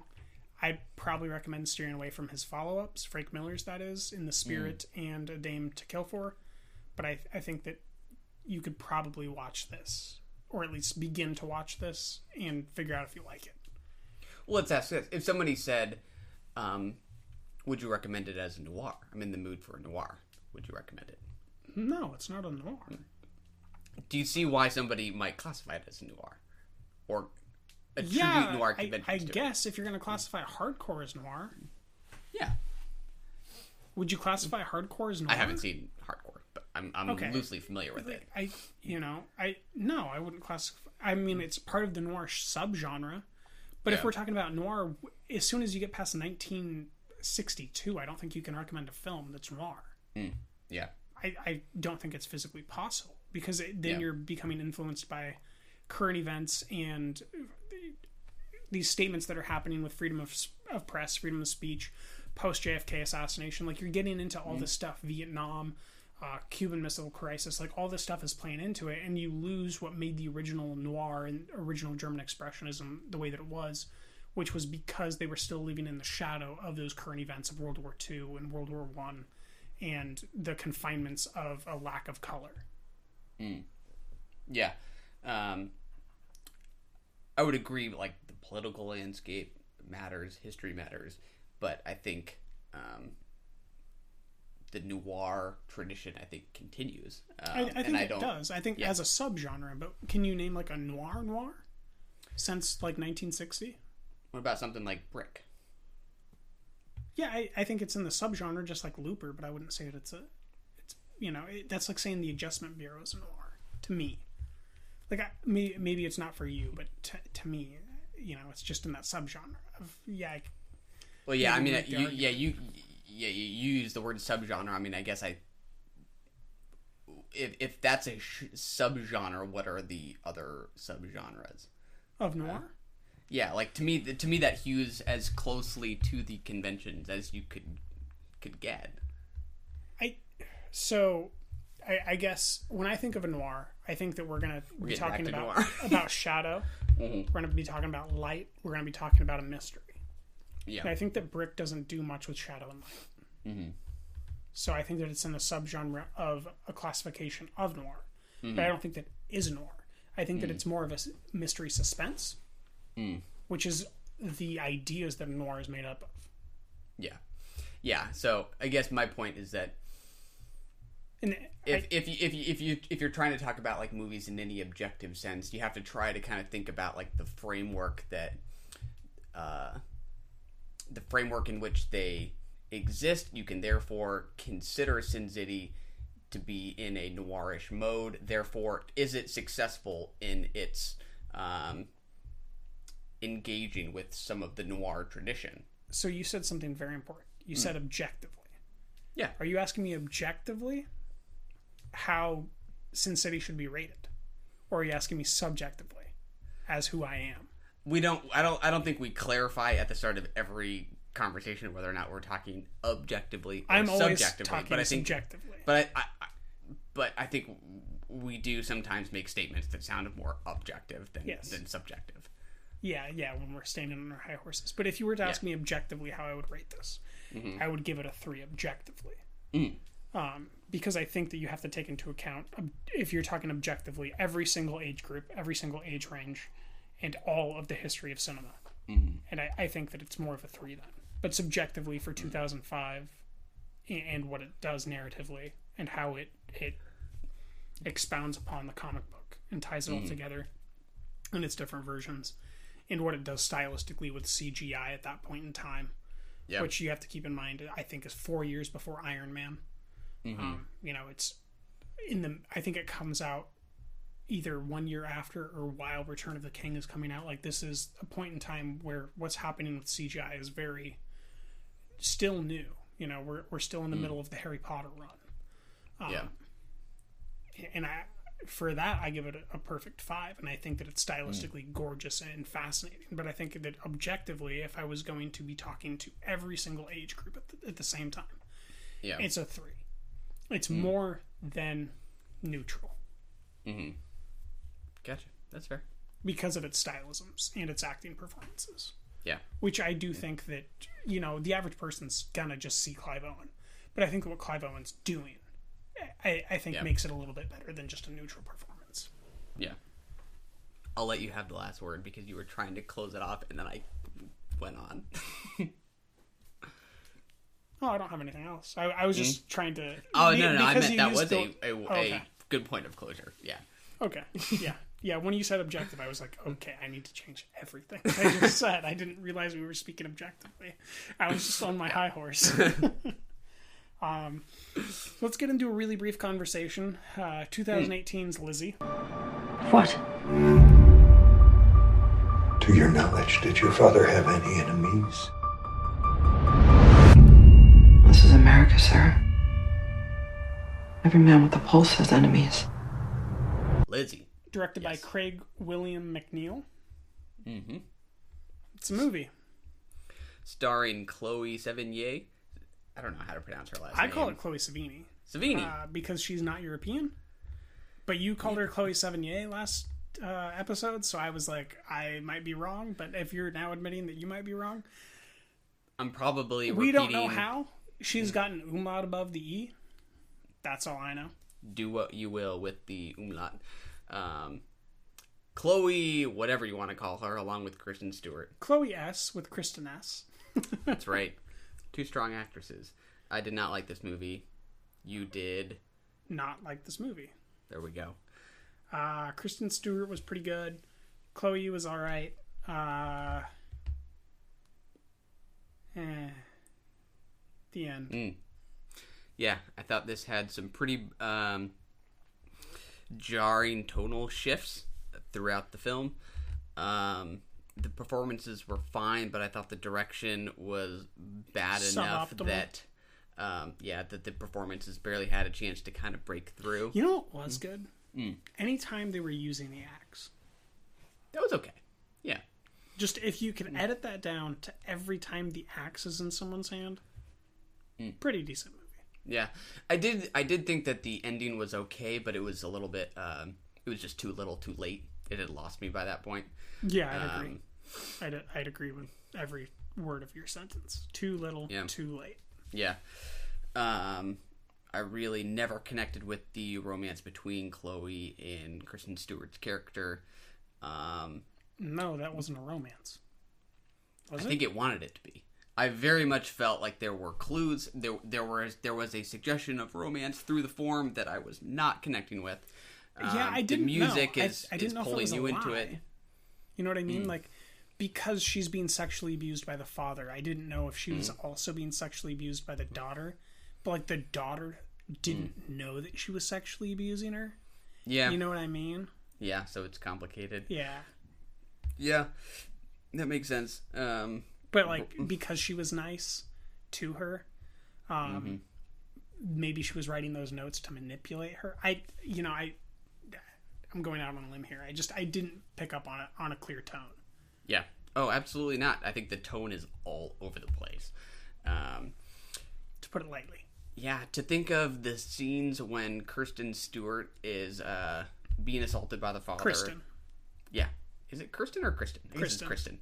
She's being assaulted by the father figure. She's in her room, and we get those, dark shots where the light's kind of coming out through the edges of the door. The tone is, ominous or foreboding or something like that. And it just doesn't ever really kind of meld with the scenes bookending it, as we kind of shift to a daylight mode. To a more suspenseful mode when we get these death threats coming to the family, to these more spirited feelings when Lizzie's trying to release herself from the restrictions of her father. Like, I just felt like there were all these competing feelings that the movie was trying to elicit, and none of them went together for me. Yeah, and it was also trying to be like a biopic. It had a very complicated tone. Something interesting that I read about it was... someone loved the film and thought that it was beautiful to look at, and that what they did with the frame was incredible. And what they were saying was that the fact that the sky is never within the frame it is on purpose, and I would agree, but they were just getting so much more out of it. But they were saying that it was to make the viewer feel as if they were Lizzie or Kristen Stewart's character. I think it started with a B, I don't remember. And that you were a prison of this home or this family structure, and that you never see the sky until she actually goes to prison at the end before she gets freed. Which, I mean, it's an interesting note, and it's interesting that people love this movie and give it perfect reviews. That's really interesting. I mean, the cinematography had me thinking quite a bit. To me, there was just dozens and dozens of shots where a character is positioned kind of off center on the left or right of the screen, and there's some kind of empty space adjacent to him, and you could I could see the argument that sort of emphasizes how sort of marginalized Lizzie feels or suffocated she feels, but I think what was really missing was a closeness with her. I thought it distanced me when I wanted closeness, and that was a problem. I mean, I think I wanted to be close. I wanted to be closer to it since the beginning of the film, and I never got there. Yeah. At all, and that was probably on purpose. Yeah. No. Yeah. Yeah. I mean, there were a couple early shots of tracking shots where we follow Lizzie from behind, right? You see this in a lot of film. This was the first time I thought to myself, we're watching the back of Lizzie's head as we're walking, that I thought to myself that this is just a counterproductive shot that I think might need to just go away. I don't think this does anything. I don't see her face. I don't see what she's looking at. I was about to say, maybe what you need to do is look at her face and look at her emotional development. Yeah, because Chloe can do some fascinating things with her eyes and her eyebrows. Yeah. And the way that she can manipulate her nostrils. She really can. This film did not play into that, though. Yeah. This director did an interesting film with Rainn Wilson called, I believe, The Boy. Quite some time ago, 2014, 2011, something like that. Very jarring looking cover. Very, very good. And he teamed up with this cinematographer each time. But this screenwriter, this is the first film the screenwriter has ever done. Really? Mm-hmm. He's written a teleplay for a TV movie before this, but no other film screenplay. And I think that that's what shows. Because the cinematographer and the director seem to have kind of a shorthand, which, you know, by their work history, I think that they had 6 episodes of Channel Zero they'd done together. They'd done every short that the director had done together. I think that the cinematographer had done more work outside of that, but I think everything that this director has done is with the same cinematographer. And I think that that shorthand did show up visually. But there was nothing to the narrative to keep you within that. Yeah. I mean, I think there are some kind of complicated family dynamics here. And I don't know that it really pulled off filling all those out. There is this romance. There's Lizzie's relationship to her mom, to her dad, to her sister. I don't know. They all just felt... it just lacked some sort of this familial chemistry that would have led me to believe this was a family. Living together. Did you also feel like it was like marketed ineptly? Yes. And it like the film that I was marketed was not the film that I sat through. Yeah. Or rather was a victim to. Yeah. Like her family members, I was very much a victim to Lizzie. Yeah. So this was an article that I was looking at last night. I had a feeling it was still up on my phone. Titled, it's a Huffington Post article that says Chloe Sevigny's Lizzie Borden biopic isn't the axe murderer movie she originally imagined. And it's talking a little bit about how it was originally conceived as a miniseries that HBO signed on for, pulled the plug on, got this director on board, and that the vision he had in mind is not what she had originally in mind as the producer. And I just realized, you know, this is purely extra textual, but when you see her kind of giving it her all, and literally putting it all on display in the end, what a bummer to think that no. Do you know much about Chloe? Only like what she's done, but not. She's not personally. She's like a young female Bill Murray. She's like, I don't work on anything because an agent or a studio wants me to. I work on something because I decided I want to work on it. And I won't work on something for 5 years if I don't feel compassionate about it. And if I find something that I'm passionate about, I'll work for 3 decades straight. I don't care. And I'll put everything on the table for it. Yeah. And that's why I love her. Yeah. And that's why when I was talking about what keeps you alive last week, that's why I wanted her in there. Because I thought that's who we were going to get.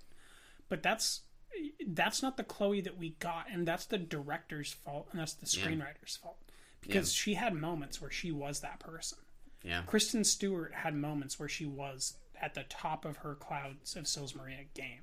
Yeah. And this is, it's just not a good movie, and I don't think that it's any of the performer's fault.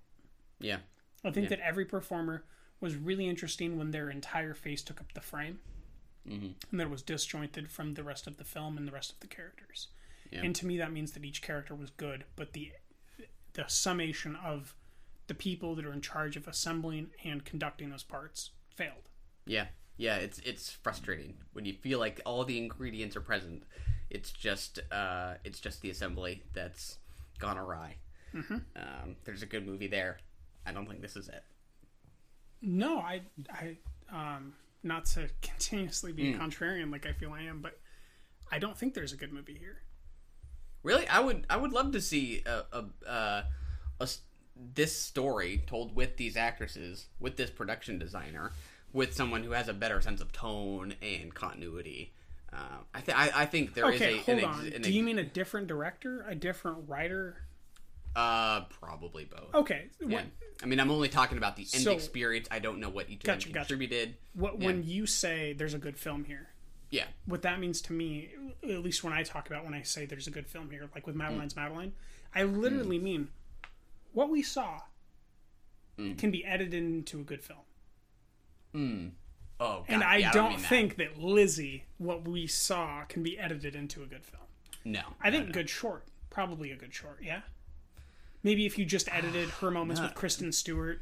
To me, there's still a lot going on. I just want somebody. I think I want different direction. No, I agree, but maybe a good you don't think you can get a good short if you edit all the Kristen Stewart, Chloe Sevigny interactions together and then capitalize it at the end with the murder sequence. I think that you can maybe get a good short out of it. Not like a great short, but like a decent one, you know. Probably got to take the sister out. No, a short. Things have to go. Like only Kristen Stewart and Chloe Sevigny. Yeah. Into the murder sequence. Yeah. So all their scenes together and then the murder sequence. And maybe you start with Kristen Stewart, like, cleaning the window. Yeah. That could be cool. Yeah. It would probably be better than this. That's Lizzie, directed by Greg McNeil. Director of The Boy. 3 shorts with the same cinematographer. 6 episodes of Channel Zero with the same cinematographer. Written by Bryce Cass. Edited by Abby Jutkowitz, who also edited the same 3 shorts, it would seem, and a film called As You Are, starring Chloe Sevigny, or Sevigny, and Kristen Stewart. Not recommended, sadly. Do not see this movie. We're going to take a quick break and talk about our final title of the episode. And also get a refill. Do you know where you are right now? I'm in a drug trial. What do you think is wrong with you? I'm sick. I don't matter. What would you say this trial is showing you about yourself? Is this therapy now? It's not therapy. It's science.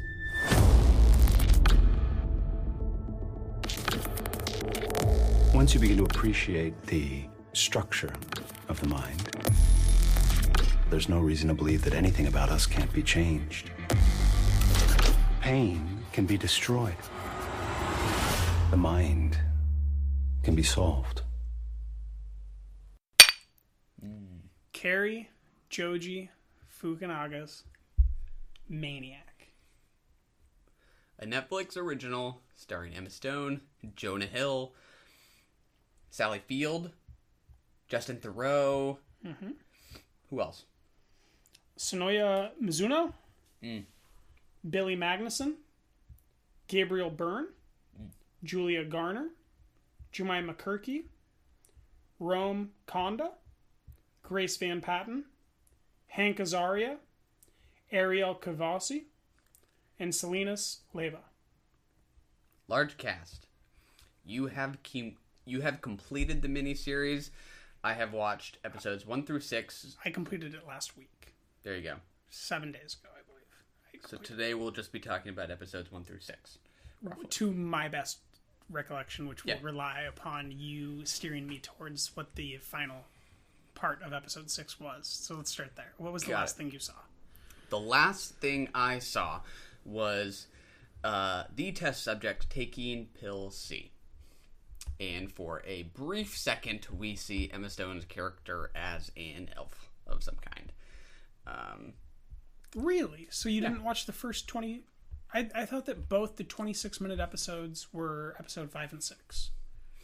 No? Episode 6 was more like 40 minutes, I want to say.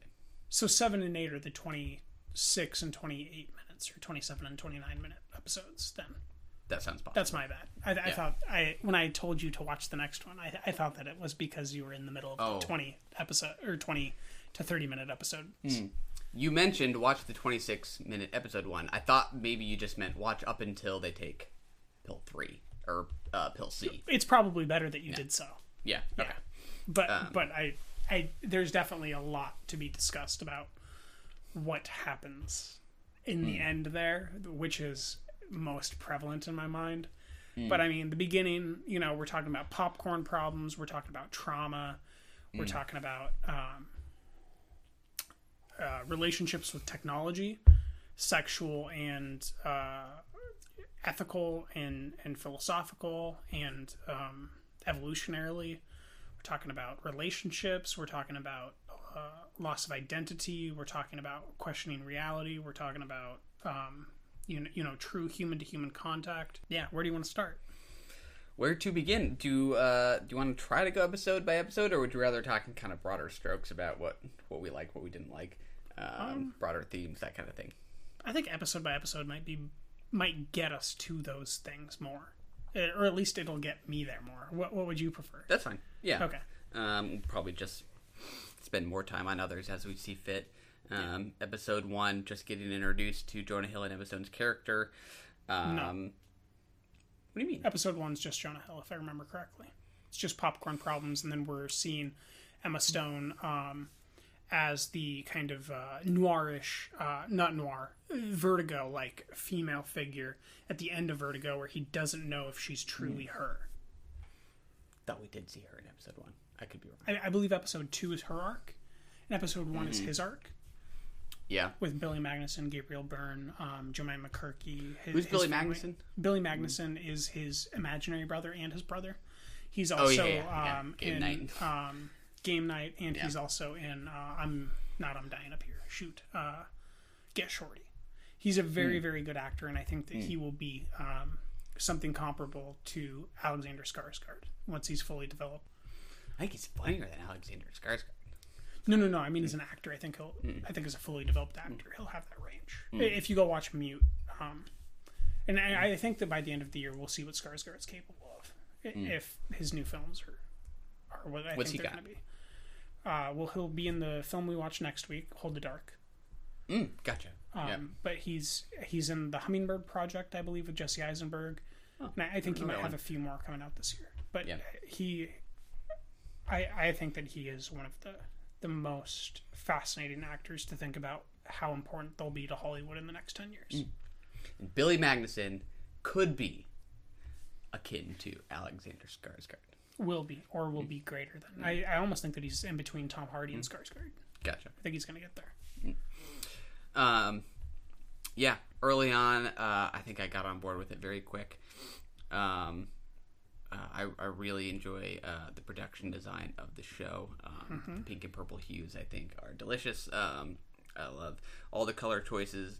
I think sort of the reality that we are inhabiting is explained in very satisfying ways. There are so many unique qualities of this world that are explained only as we see them sort of take place in the narrative. Things like ad buddies, friend proxies. Unfortunately, we don't. I'm going to spoil it for you. We don't get to revisit these kind of as we press forward. And there's a lot left on the table. And really, it's just like, I want to see this world again. Yeah. I can't tell you about the end, so I kind of have to navigate away from that. But I'll say I want to revisit this world. And next week, maybe we can get into how. Yeah. I just think that there is a worse version of this out there that assumes we need some of these things explained to us rather than just showing us them and letting us figure out how they are a part of this world that we're seeing. What are you thinking? So I think everything that you're saying is probably true. I don't know about the color stuff. But for me, what this work does is, for me, it's the best narrative, meaning written story, that's been visually depicted this entire year. Ooh-wee. My experience of watching this felt like I read a book, and I fucking loved it. I loved it. I fell in love with Jonah. I fell in love with Emma. I fell in love with them falling in love and out of love with each other and their arc as they continue. What interactions with the robot did you get through? Or the computer? Oh, the computer. Cute. Yeah, Sally Fields. We understand that she is depressed following the death of Dr. Muramoto. And the last thing I saw was Jonah Hill preparing to leave the experiment in the middle of the night and walking up to the computer, and there being sort of a veiled threat from the computer. I don't remember what the word choice is there, but he thinks he hears a threat. So is Justin in the story yet? Yeah. Oh yeah. Justin Theroux's character. And Rome is dead? Who's dead? The original Japanese experiment runner. Yes, he is dead. And do you understand what's happening with? What do you think is happening with the computer at the moment? We understand, and the characters are discussing the fact that the character is depressed about Dr. Muramoto's death, and that they have perhaps developed, as the woman with the glasses says, they had an unprofessional relationship. Yes. So the machine, the computer is mourning. And the woman with the glasses Morimoto's is death. Sonoya Mizuno. Personally, one of my favorite characters. Yes, absolutely. Probably her wig is amazing, and that slouch and the just endless cigarettes. How she holds her cigarette, maybe the single best thing about this show. Very loose in her fingers. Loose, but she's not going to drop it. Oh, no matter how loose it looks in her hands, or in it her is lips. firmly there. So, it's really hard because I don't want to spoil stuff, but I the way that you're wording stuff, I don't know if you're just maybe not seeing what I'm seeing, and I should say it or not. But I can try to say more. Just at least kind of we can try to fill out the plot about what I have seen. Computer-wise. We've seen the computer sort of represented in one of these experiments as Sally Field in the I don't know what you would call it. When Jonah Hill's character and Emma Stone's character are in the 40s. Yes. Yeah. Storyline. Very much a Great Gatsby storyline. Yeah, exactly. Sally Field's character is Sally Field is representing sort of the computer there. So Dr. Morimoto is the dancing dead guy. Okay, so I feel very comfortable with just saying something that you could have already gleaned off of your experience with the show, and they will overtly state it in the next episode, I believe. Sonoya, is that correct? Sonoya Mizuno. After Justin Theroux left the project, programmed in those emotional parameters to the computer based upon his mother. Yeah, she says she gave it empathy. The computer is his mother. Yeah. She didn't say as much, but in her words she says I gave it just a sliver of empathy. Yeah. Okay, to help them from getting lost. I'm just remembering that this isn't 8 episodes, it's 10. So you're barely more than halfway. 6 in. Yeah. Okay, that changes everything. Yeah. Yeah. Okay. So they're at the point where they're trying to separate them still. Because every time they go into the subconscious dreamscape within the pill, or when they're on the pill, they are cohabitating the same reality, correct? Correct. We have seen... And you're about to see them in their own realities in the next 2 episodes. Those 26-minute episodes. Yeah. One time Jonah's character doesn't take the pill, so he doesn't do anything. Yep. Really?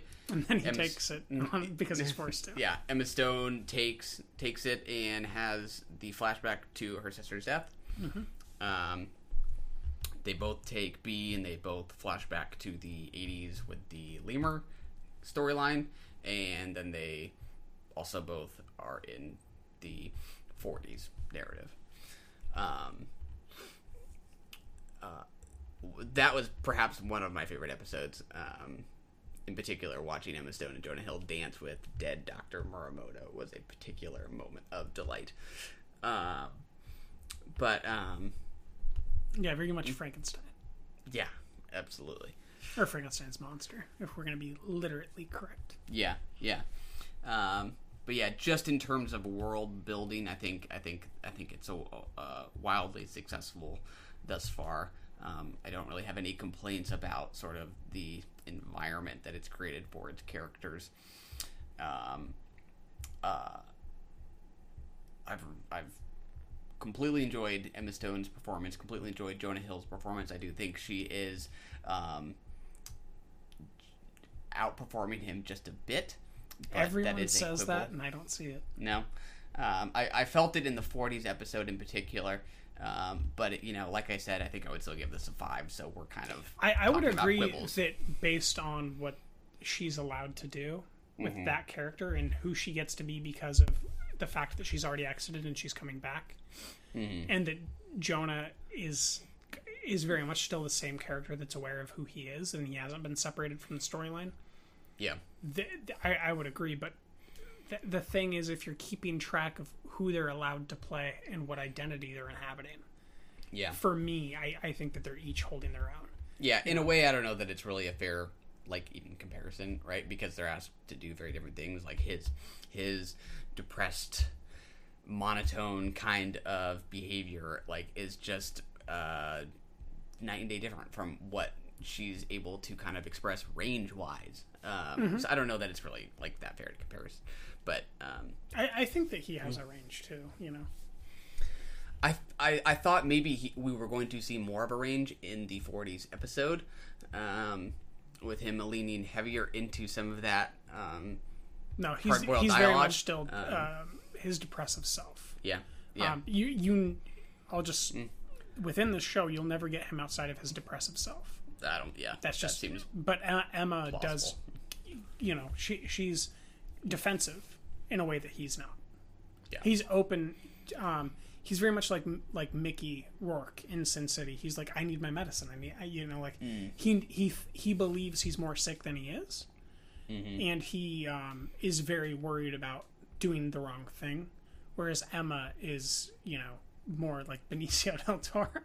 Yeah, she doesn't give a fuck. Yeah, but that you know you'll see that development as it happens. So episode 1 is him and his trauma. You know, you get the appearance that he's in love with Lola Kirky's older sister, Jemima Kirky. I didn't know that. Who they is look alike. Being married to Billy Magnuson. Yeah, we talked about Gemini earlier this year, maybe even on the podcast, and I brought up the fact that she's the younger sister of Jemima Kirky from Girls, and you were like, I've never seen Girls, and I was like, what? So now you know now you know who Jemima Kirky is, and yeah, but. What do you think about that that exposition of trauma? Did you like it? Did it ground you in the show? His particular trauma, yeah, I think so. In episode 1, what we're specifically learning is about his need to testify on behalf of it. And then Gabriel Byrne is just, you know, he's as good as he was in Hereditary. Yeah, he is sharp. Yeah, most of what I think we kind of feel toward Jonah Hill characters thus far is just sort of loneliness and him feeling ostracized from his family. And questioning his very identity because his father had attempted to buy him off with money by buying him a wife, 7 kids, and a happy life, or not. Gotcha. Which is a very interesting development that I need to rewatch it because I still don't know what's true, and I think that might be on purpose. But it is interesting. Did you get to any parts with Grace Van Patten, who is Olivia? We see Grace Van Patten in the 40s episode as another member of the party. Yes, and she's the one who leads him into to the the safe with Don Quixote's lost chapter, correct? Yeah, and so Grace Van Patten does have a small role in that episode. Okay. But conspicuous enough that you don't quite expect her to she does return. Arrive one more time while they're on the sea pill, I believe. It's kind of interesting, the last arc of the show, to consider if what we see is truly what we're seeing or if it is a manifestation of something that happens later. So episode 2 is all about Emma Stone. Episode 1 is all about Jonah's popcorn problems in his apartment and trying to figure out money. He gets laid off, and then he considers a pharma trial.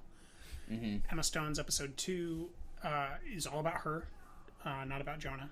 I think this is wrong. I think I think we do see Emma Stone in episode 1. We do see her within the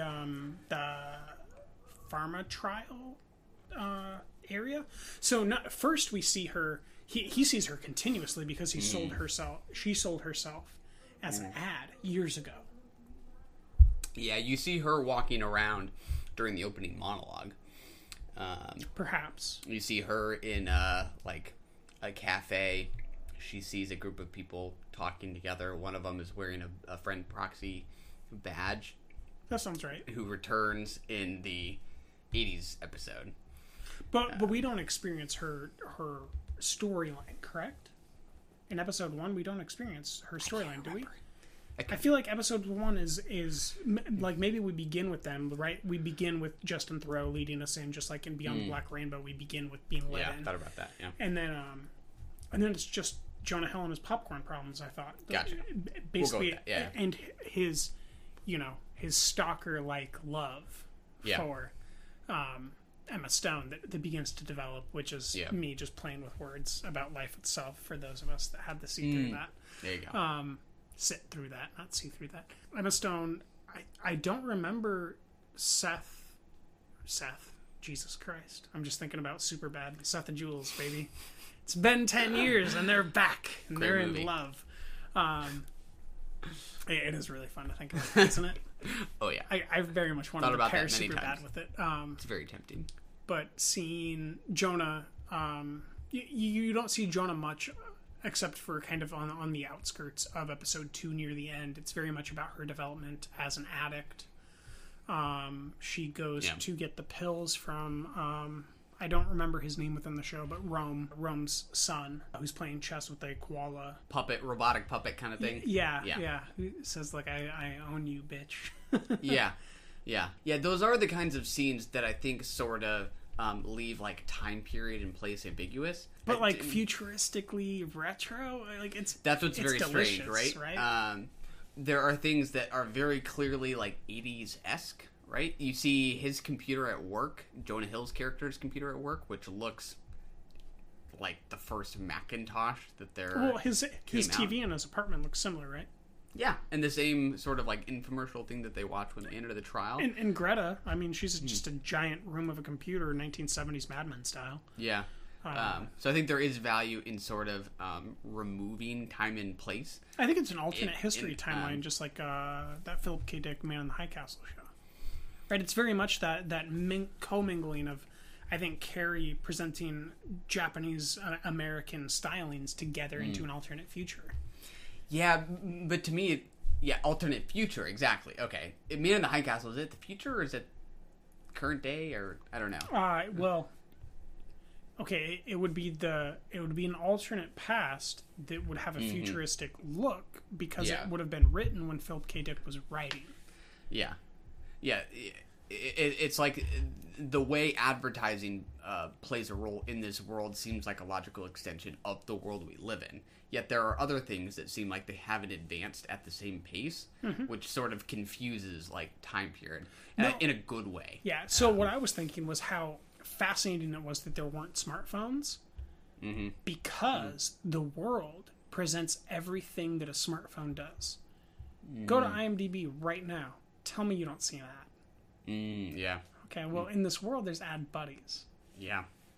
You know, it's, so, like, when we walk to the brewery to go get our beer, in the next 2 hours, I'm going to get a question from Google Opinion Rewards, where I'm going to get 22 cents if I say that I went to Jiffy Lube and used my debit card, which is right next to the brewery. Yeah. Right? It's just like Ad Buddy. Like, give me money, and I'll tell you how to advertise. So it's, you know, it's a physical manifestation of what we're seeing in our digital world, to me. And I think that it's genius. And what it's doing with the Western canon of mythology, I think is just genius. What it's doing with our understanding of psychology and trauma, and REBT, which is rational motive behavioral therapy, which is a psychological tool to overcome trauma and become able to manifest yourself and mobilize yourself within the world, which is part of cognitive behavioral therapy, which is CBT. It's just perfect. It's incredible how well it's executed.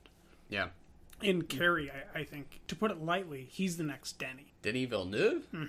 Interesting. Say more. What's the connection you see? I mean, I think if I've heard any complaint about... it's Fukunaga, right? Which is his last name? Carrie Joji Fukunaga.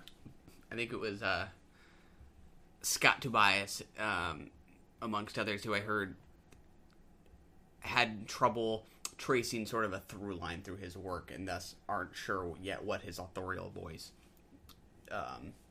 is and what sort of differentiates him. And thus, when they talk about him being the next director of the Bond movie, it's anyone's guess what it will look like. Who directed the last Bond film? Sam Mendes? Raimi. Oh, was it Mendes? I was thinking Sam Raimi. He directed one of the other ones. Did Sam? That's right. It could have been Sam Raimi. It could have been Sam Mendes. Sam Mendes also sounds like a name that I know, but I was going to say Sam Raimi. Well, here let's just find out. We for have the info. We have plenty of time before we have to get to our movie. Surprisingly. Yeah. And Sam Smith, I think, did the film as well, or many Sams the song. involved. He did the song for it. Yeah, so I searched Sam Raimi, and Bond isn't one of the first things that come up. It's Spider-Man and Evil Dead, so I definitely know that it's not mistaken. him. Sam Mendes is a stage director, best known for Skyfall, Inspector, American Beauty, Revolutionary Road, Road to Perdition. He likes roads and he likes Bonds, is what I'm seeing. Jarhead, Away We Go. I love Away We Go. So, right, if I were to ask you what Sam Mendes' through line is as an authorial voice as a director, like what ties Skyfall and Away We Go together? I couldn't tell you anything. I would agree. I don't think that you... So, have you seen True Detective Season 1? I have not. Oh, okay. You ask me, what ties True Detective Season 1 and Maniac together, Taylor? I don't fucking know. They're shows, I guess. Like, nothing ties together. I mean, great character development, beautiful visuals, fascinating themes, great shadow work, meaning narrative shadow, like casting doubts constantly through manipulation of the lens. Like, I think that what he can do to communicate how a character feels is his true strength.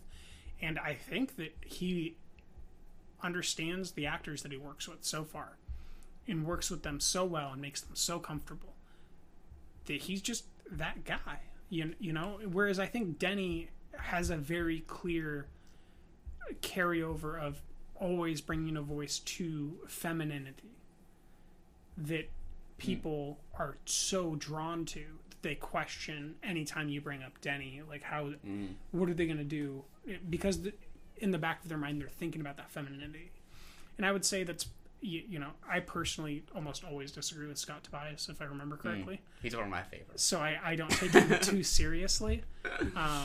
Yeah, I should clarify. I don't know that he meant it was, like, that he meant it as a criticism, but, like, just for a wildly different comparison, if you were to pick certain other directors, like, say, a Paul Thomas Anderson, there is sort of a hard-to-define quality that you might come to expect from his next film, something peculiar and idiosyncratic, versus other directors whose work is consistently good, but whose voice is seemingly more disparate film to film and thus harder to predict, which you could argue is better, just as fascinating. A good thing. Yeah. No, I think it's equal. Yeah. So the person that you just brought up, PTA, and I'm trying to remember his name. You'll remember as soon as I say.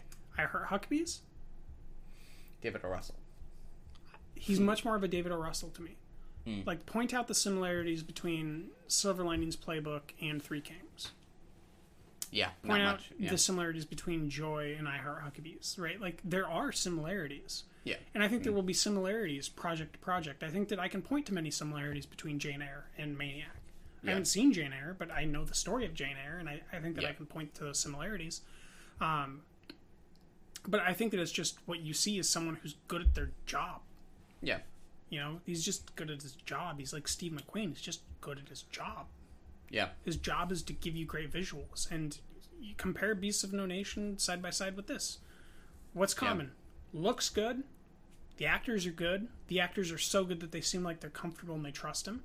And it seems like he's shooting from the right spots. Like, every time I look at it, I don't go, you should have put the camera there. I never think that. Yeah. Which I think means that he's truly going to be great. And I think that he's only going to get better.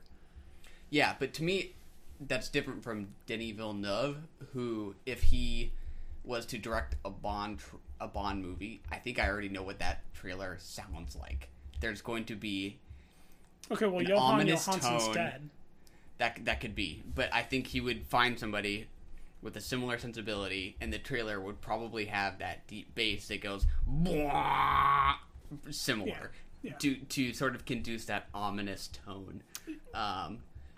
The thing about Denny is Denny is about 12 feature films in. Yeah. And quite a few from different screenwriters. Yeah. Than him. And once we spend more time with Carrie, either developing screenplays that are already written with his voice as well, or him shooting films that are just from someone else's voice. I think we'll slowly see that development. Mm-hmm. But I mean, if I were to show you, let's see, what's that film called? The one with the fish head flopping, Maelstrom. If I were to show you Maelstrom, then I were to show you Blade Runner 2049 and say that it's the same movie, what are or the same director, what are the similarities? You'd be like, I don't know. Yeah. You got to see The Ark. You got to see Enemy. You got to see Arrival. You've got to see that terrible shootout film where they killed the women at the that Quebec school. I don't know that one. Yeah, he made a film about an angry boy who goes and shoots up a bunch of girls at a school in Quebec. Not the Polytechnique one? Polytechnique. Is it? Yeah. I haven't seen it. Wild guess. Yeah. So, like, if you watch the whole arc of those, you kind of see the development. But if you just go Maelstrom to Arrival, if you just go Maelstrom to Blade Runner 24, you're like, what's happening? Yeah. You know, and what's the Taylor Sheridan film he did? Sicario, right? Yeah. If you just go, not Blade Runner, I guess, Sicario with Polytechnique, you're like, there's no similarities here. Yeah. You know, and I think that might be kind of where we're at. We just need more from him. And I think once we see Bond, he'll get to stretch his legs. Yeah. Yeah. It'll be cool. I kind of forgot how we got on that tangent, but I am excited to see what he does with Bond, for sure. Yes. I don't doubt his direction at all. Direction is titles in production. Yeah. His direction is a strength, for sure. That's what I felt. Yeah, he's the number one listed writer here with Patrick Somerville, which they both developed the show together, and it's technically created by Patrick Somerville. Mm-hmm. And then they have many writers. I think that there's 10 more writers besides them that can contributed. Mm-hmm. And then Carrie's got Sin Nombre, Jane Eyre, True Detective Season 1, Beasts of No Nation, and then he's got Bond 25 in development, 6 announced projects, 2 shorts. Gotcha. Yeah. He's got a full plate. And the editor of this show, some of it, which is very interesting because there's only one listed editor, but he only edited 4 episodes. And there's one listed cinematographer who only edited 4 episodes, which leaves me to believe that Carrie edited and did cinematography for those. Ah, that's interesting. And the editor is Pete Bedreau, who did Beasts of No Nation, A Cure for Wellness, All Is Lost, and The Gambler. And the other one is Tim Strecto, who did The Squid and the Whale, Greenberg, 27 episodes of Boardwalk Empire, and 3 episodes of Mrs. Maisel. And then cinematography is by Darren Liu, who's done 12 shorts, 1 episode of Bloodline, and then the 4 episodes of Maniac. Which is very, like, who edited them? I want to know. I want to know if it's Carrie. Because if Carrie did the editing, then, he is a guy that can take over and run the show. Yeah.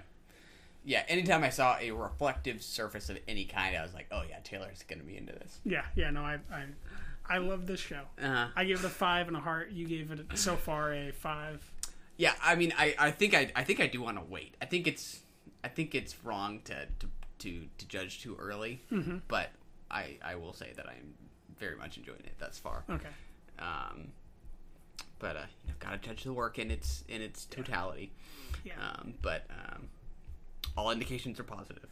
That's for sure. It's very much it communicates what I would call the Western canon narrative, which is mythologically Rome in mythology, Greek mythology, and Norse mythology. It does all of those, and you maybe haven't seen the Norse tie-in yet because you didn't know a character when I named him, who is a character you've already met. But once you're in the CPO world, you'll see a lot more. Yeah. I'm looking back to my notes. Some stuff we've already touched on. Things that we hadn't touched on. This has a little bit to do with production design, but things that we've seen in this world thus far that haven't really been explained to us, and that Nor I'm glad will they have. be. Yeah. for example, Emma Stone's character Annie goes to her dad's house, and I think it's episode 2. So good. Yeah, it's the beginning of episode 2 when we see the folktale cardboard cutouts, right? Ooh, I don't know if I remember that. So we pan through the window when she's walking through the door, and there's these 2 girls that are in this folktale cutout, and I believe there's like a big bad wolf as well. And I think an additional character. And so you're already getting the implicit folktale background of the 2 girls in the folktale of the bad story.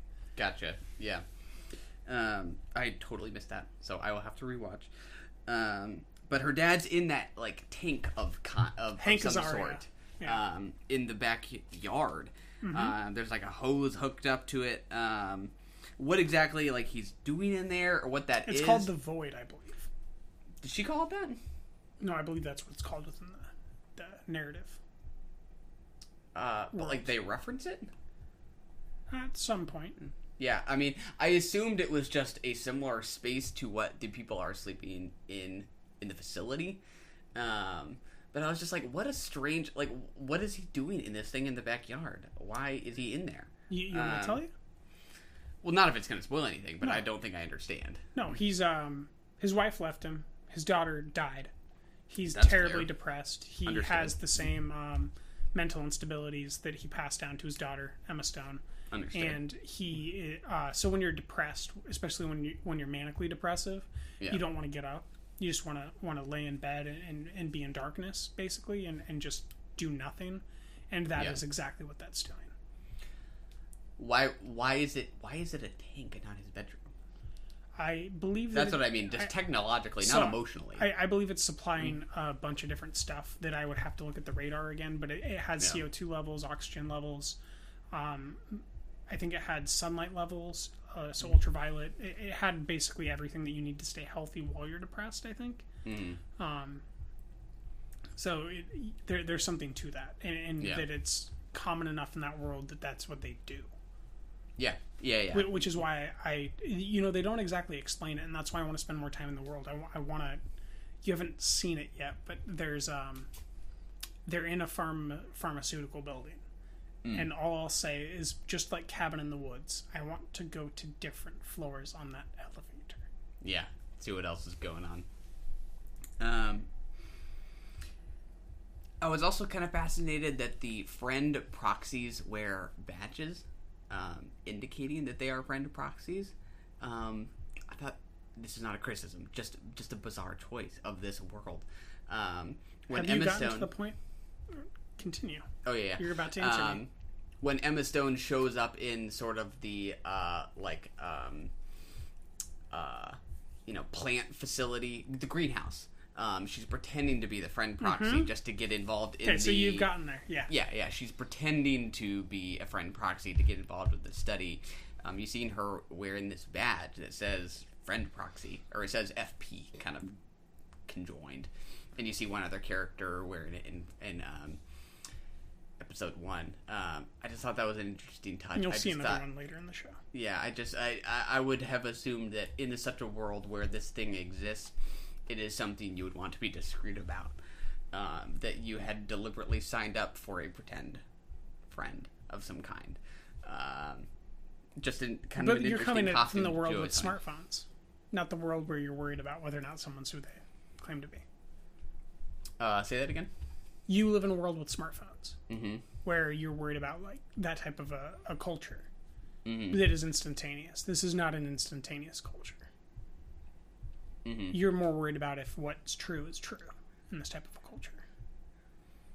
And so these certifications, just like when you go to a website and it says like McAfee Secure or something, right? Yeah. That's what they're getting out of these badges. They trust.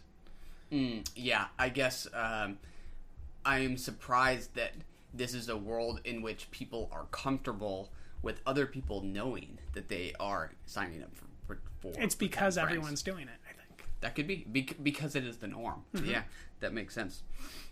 Yeah, so episode 5, which is the lemur, storyline. The first two are a little more clear in what they sort of like represent in the characters' minds, especially because they kind of describe explicitly what Pill A does. It like brings traumas to the surface of your head. And you already know that she's addicted to the experience of getting to be with her sister again. Mm-hmm. Those were more clear, whereas, you know, in storyline, or in Pill B, and we jump to this 80s period, where there are a couple with the lemur, I think it's less immediately clear what this has to do with their with their character development. So we were in the middle of I was still trying to suss out what you understand about the computer. Yeah. So one thing that like, keep your notes out still. I'm not going to completely take over. But so the reason that I'm asking this, I just have this, is she's a manifestation of identity as well. She's playing into this. The computer. Yes. Yeah. Yeah, she has her own personality that's playing into it too, and they're all sharing this commingled reality. Just as much as Emma Stone and Jonah Hill's characters are developing, Seth and Jules, if you will, just as much as they're developing, the computer you could assume is developing as well. And there's something very interesting happening where, you know, we begin with Justin Theroux having sex with his computer with peanut butter and all sorts of lubricants littered around his home when Sonoya Mizuno comes and interrupts him and says that he needs to come because Rome just died. And so the first scene we see is him loving a robot. Essentially, right? And then what we get for the rest of the show is this robot he built, or computer he built, processing and learning love through these interactions with people. And the stories that they have to get through the traumas of their love.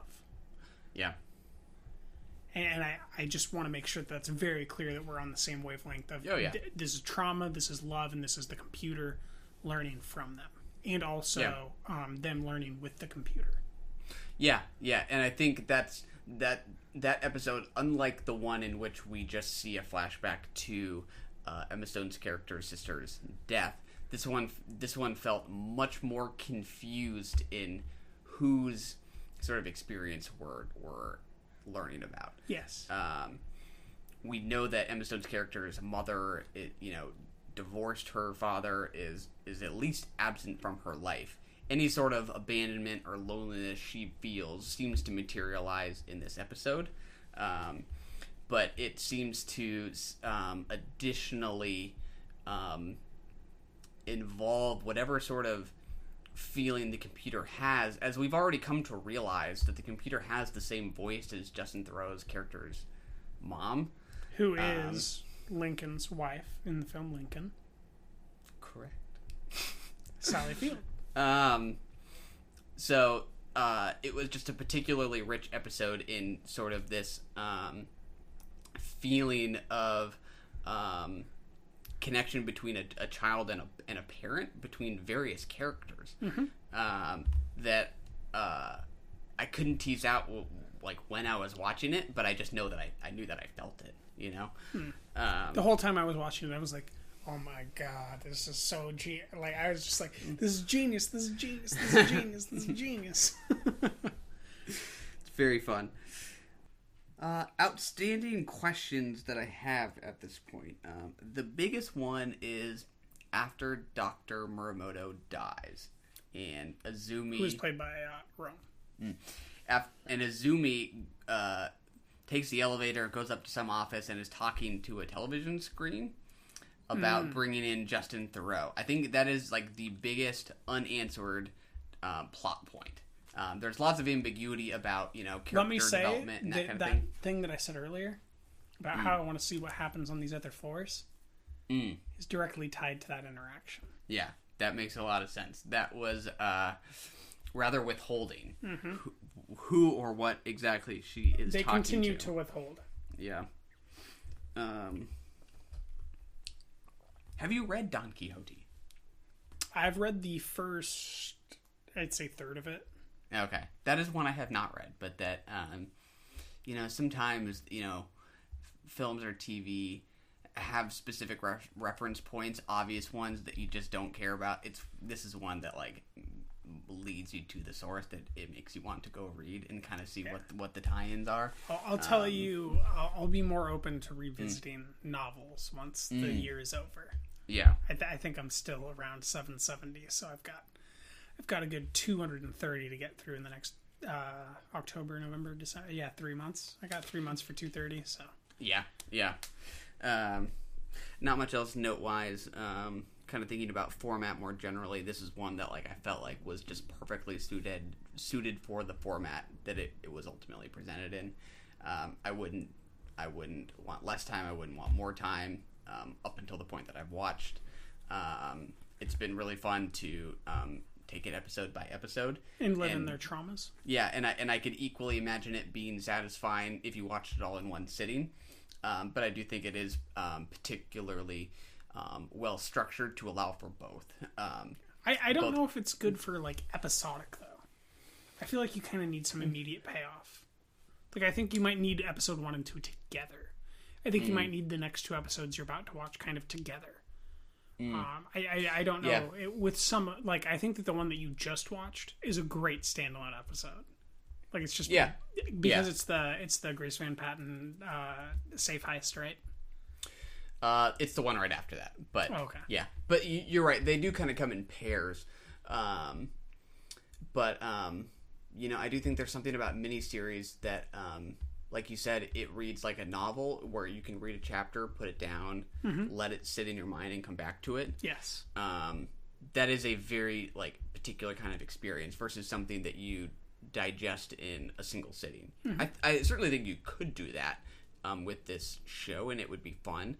But to write it and direct it such that it's available to an audience who wants to do either or is kind of tough.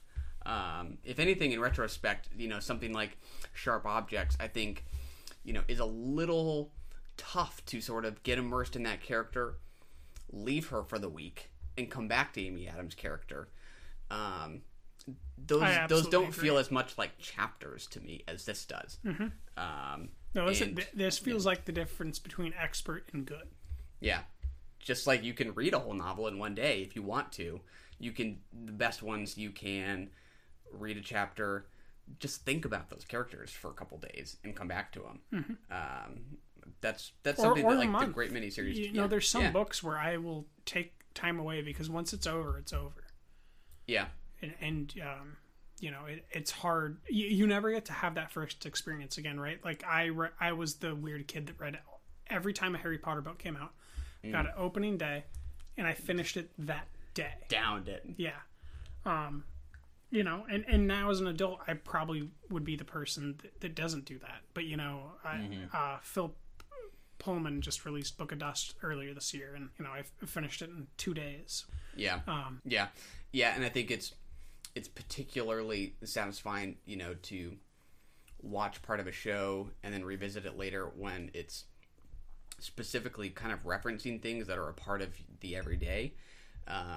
Like when I watch Sharp Objects and see an episode 1 week, come back to it the next week, there's less sort of in that intervening period that I think really illuminates what I've seen and what I'm expecting, versus something like Maniac that seems sort of temporally like not specific. Like I can't tell you what year this is, but I can tell you that when I watch an episode and then I go and start thinking about the way advertising plays a role in my life and the way relationships kind of play a role in my life, that sort of just reinforces what it is that I'm experiencing in the show.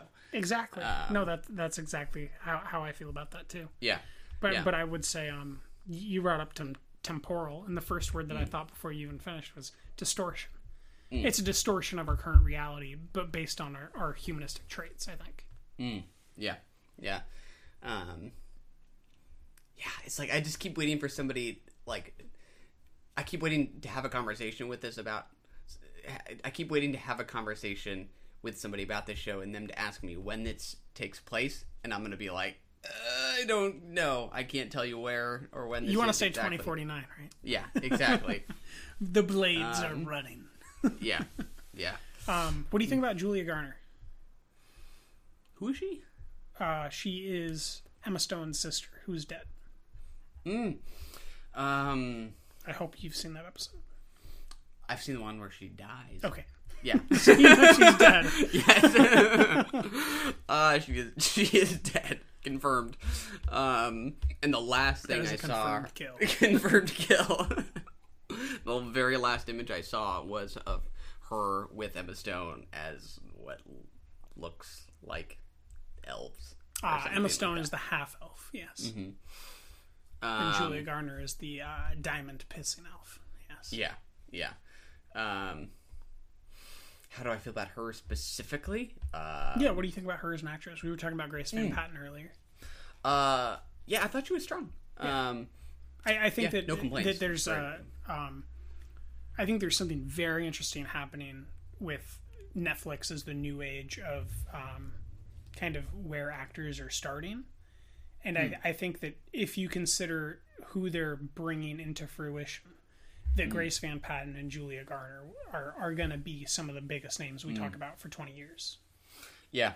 Yeah, that's interesting. Between Tramps, the Meyerowitz stories, I don't know if I can name a movie I saw Grace Van Patten in that wasn't on Netflix. Mm-hmm. And then with Julia Garner, you can name one Hulu film that she's in with Riley Keough, if I'm remembering correctly. And then she's in the Ozark series for Netflix from Jason Bateman. Gotcha. Yeah. Which is great, but at the same time, like, I do want to see him on the big screen. No, exactly. That's why I'm saying, like, they're responsible for developing our next stars, I think. Yeah. I really think that, yeah. Kind of like HBO just, I think, might have ended their run with Adam Driver. Maybe being the kind of the next big star. Because now, Westworld's pulling from big stars. Vinyl failed, and it was pulling from big stars. I would make the argument that Starz was, or Showtime, I don't remember which, was going to be developing just as equally, but they just canceled on Dying Up Here today. Really? And, I think RJ Seiler is going to be one of the biggest names moving forward for actors. And, now it's canceled, so. Yeah. Yeah, I remember seeing, you mentioned Adam Driver. I remember seeing, Midnight Special at SIF, and they had Mike Nichols there for a Q&A. And is it Mike Nichols or Jeff Nichols? Jeff Nichols, sorry. Jeff Nichols. Yeah. And I hadn't seen much of Adam Driver at that point, but he said, I think Adam Driver is going to be one of the most important actors of our generation. And I was like, the guy from Girls? Yeah. I didn't see it. And then now, like, having seen him in Star Wars, Patterson, Silence, I'm like, I get it. I get it. I think it's that military background with the ability to act that he has. I think that he has a very clear head, a very clean head. But that he doesn't engage with social media. He doesn't do technology. He just focuses on acting. He reminds me very much of like a new age version of a Michael Shannon, which I think is very interesting that Jeff Nichols used both together. Yeah, he and has a keen sense for casting. Joel Edgerton also, correct? Yeah. Strong cast for that movie in particular. Loving's just as good, right? You get Nick Kroll, you get Ruth Negga, you get Joel Edgerton. Favorite Jeff Nichols movie. Yeah. Really? Yeah, I think so. Over God, it's evading me now. It's Lord's favorite film. The pop musician. Now I'm intrigued. Michael Shannon. Take Shelter. Yes. That'd be a close second. Yeah. It'd probably be. Now that we're doing Jeff Nichols rankings, it would probably be Loving, Take Shelter, Mud, Midnight Special. I'd probably go. I'd probably go Midnight Special, Take Shelter, Mud, and then like a tie between Shotgun Stories and Loving. Haven't seen that one. Yeah. Did you like that? Was okay? Yeah, it's good, especially for a directorial debut. Very good. Yeah, very early good. one. Yeah. At the end of Mud, when one of the kids is after he gets bitten by a snake, Matthew McConaughey takes him to the hospital. Mm-hmm. Something Gabby and I frequently quote is, "We got a snake bite here." Yeah, when he's carrying him in his arms into the thing. We got a snake bite. Oh, one thing that I wanted to bring up last week that I totally spaced on while we were recording was how Nick Cage was just being his character from Joe, which is, I think, with the same I haven't boy. seen Joe. You haven't seen Joe? No, I heard Joe is great. Nick Cage has a chainsaw. It's great. All good things. Both qualities I like. So anyways, we agree Grace Van Patten and Julie Garner might be developing into some of the top talent moving forward. Very promising. Them with Helena Howard. Actresses are just, they're, I don't see as many, I don't see actors on the rise the way that I see actresses on the rise. Yeah, it's weird. When I think of actors, I do think about different kinds of movies I'm seeing. I don't think about the streaming services as much, but I think about Timothée Chalamet, who hasn't had as much of a preference or as much of a presence on Timothée Netflix Chalamet originals. is like the first one you think about, right? I think about Lucas Hedges. I like Lucas Hedges quite a bit. I do too, but these are big names. Yeah. Julia Garner, Grace Van Patten. Not so much. Helena Howard. These are not big names. These are small names, right? Mm-hmm. If you were to say Timothée Chalamet, I would say Riley Keough. Yeah. If you were to say that's fair. Say another big female name. Kristen Stewart. Sure, Lucas Hedges, right? Like the comparisons get big. Like Saoirse Ronan. Okay, then let's go with a big actor. Who would a young kid be that's big? Maybe Taron Egerton, right? I mean, I don't like him, but everybody else seems to. So yeah, and I think it's interesting to see when these young actresses and actors kind of decide to, work with particular directors. Like I think about Kristen Stewart's work with Olivier Assayas, Clouds of Sils Maria and Personal Shopper. Timothée Chalamet doing Call Me by Your Name, and perhaps a sequel with him. No, definitely a sequel has been confirmed by him and by Armie and by Luca. Yeah, he's. It seems particular about who he works with. Like I would love to see Grace Van Patten with. I don't know. I was about to just throw a name out there. I don't know if that one comes to mind. Ross Perry. That could be interesting. Yeah, she's done Wasp already. I want to see her do. I want to see her get the same role. What's her name? Just got with Golden Exits. From American Gods, Lily Moon. I don't know if it's going to come to me. I know who you're talking about, though. Yeah, from the Zack Snyder film. Yeah. I could see her doing that. Anyways, I think that we're kind of at a time crunch here. We are. We love Maniac. We do. We'll dig more into it. We'll probably go back over these episodes once you've watched both of them, or all of them by the time we renegotiate next week on what you think. So just real quick, your top 10 only has films and documentaries at the moment. Correct. Yeah. Do you think that this will be allowed to enter your top 10 if you continue to feel the way that you feel about it right now? I don't think so. I think I'd probably still put it in a separate kind of category, and I might even take documentaries out. To me, there is still a really distinct experience for me with feature films that I can watch in a single sitting, that's sort of a single unbroken spell that reads almost more like a short story or a poem that you digest in a single sitting versus something like Maniac that is like a novel with chapters that I could watch or read, over a period of time. There's something about kind of that just runtime or duration that I think is still kind of separate for me. But in terms of whatever category I put this in, it's at the top, I think. Okay. So, okay. And you haven't seen Mosaic yet, so I would agree. Yeah. Yeah. Does this beat Mosaic for you? No, it's second. Second. Okay, gotcha. Mosaic, Maniac, Hostiles. Gotcha. Or maybe it's Hereditary. Might be Hereditary and then Hostiles. Either way, it's H. It's up there. Cool.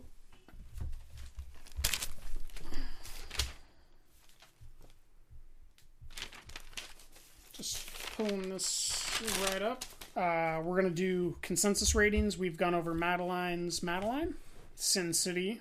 I did the extended recut unrated. You did the normal version. Mm-hmm. Lizzie, Maniac episodes 1 through 6, which you did not feel comfortable giving a rating to, correct?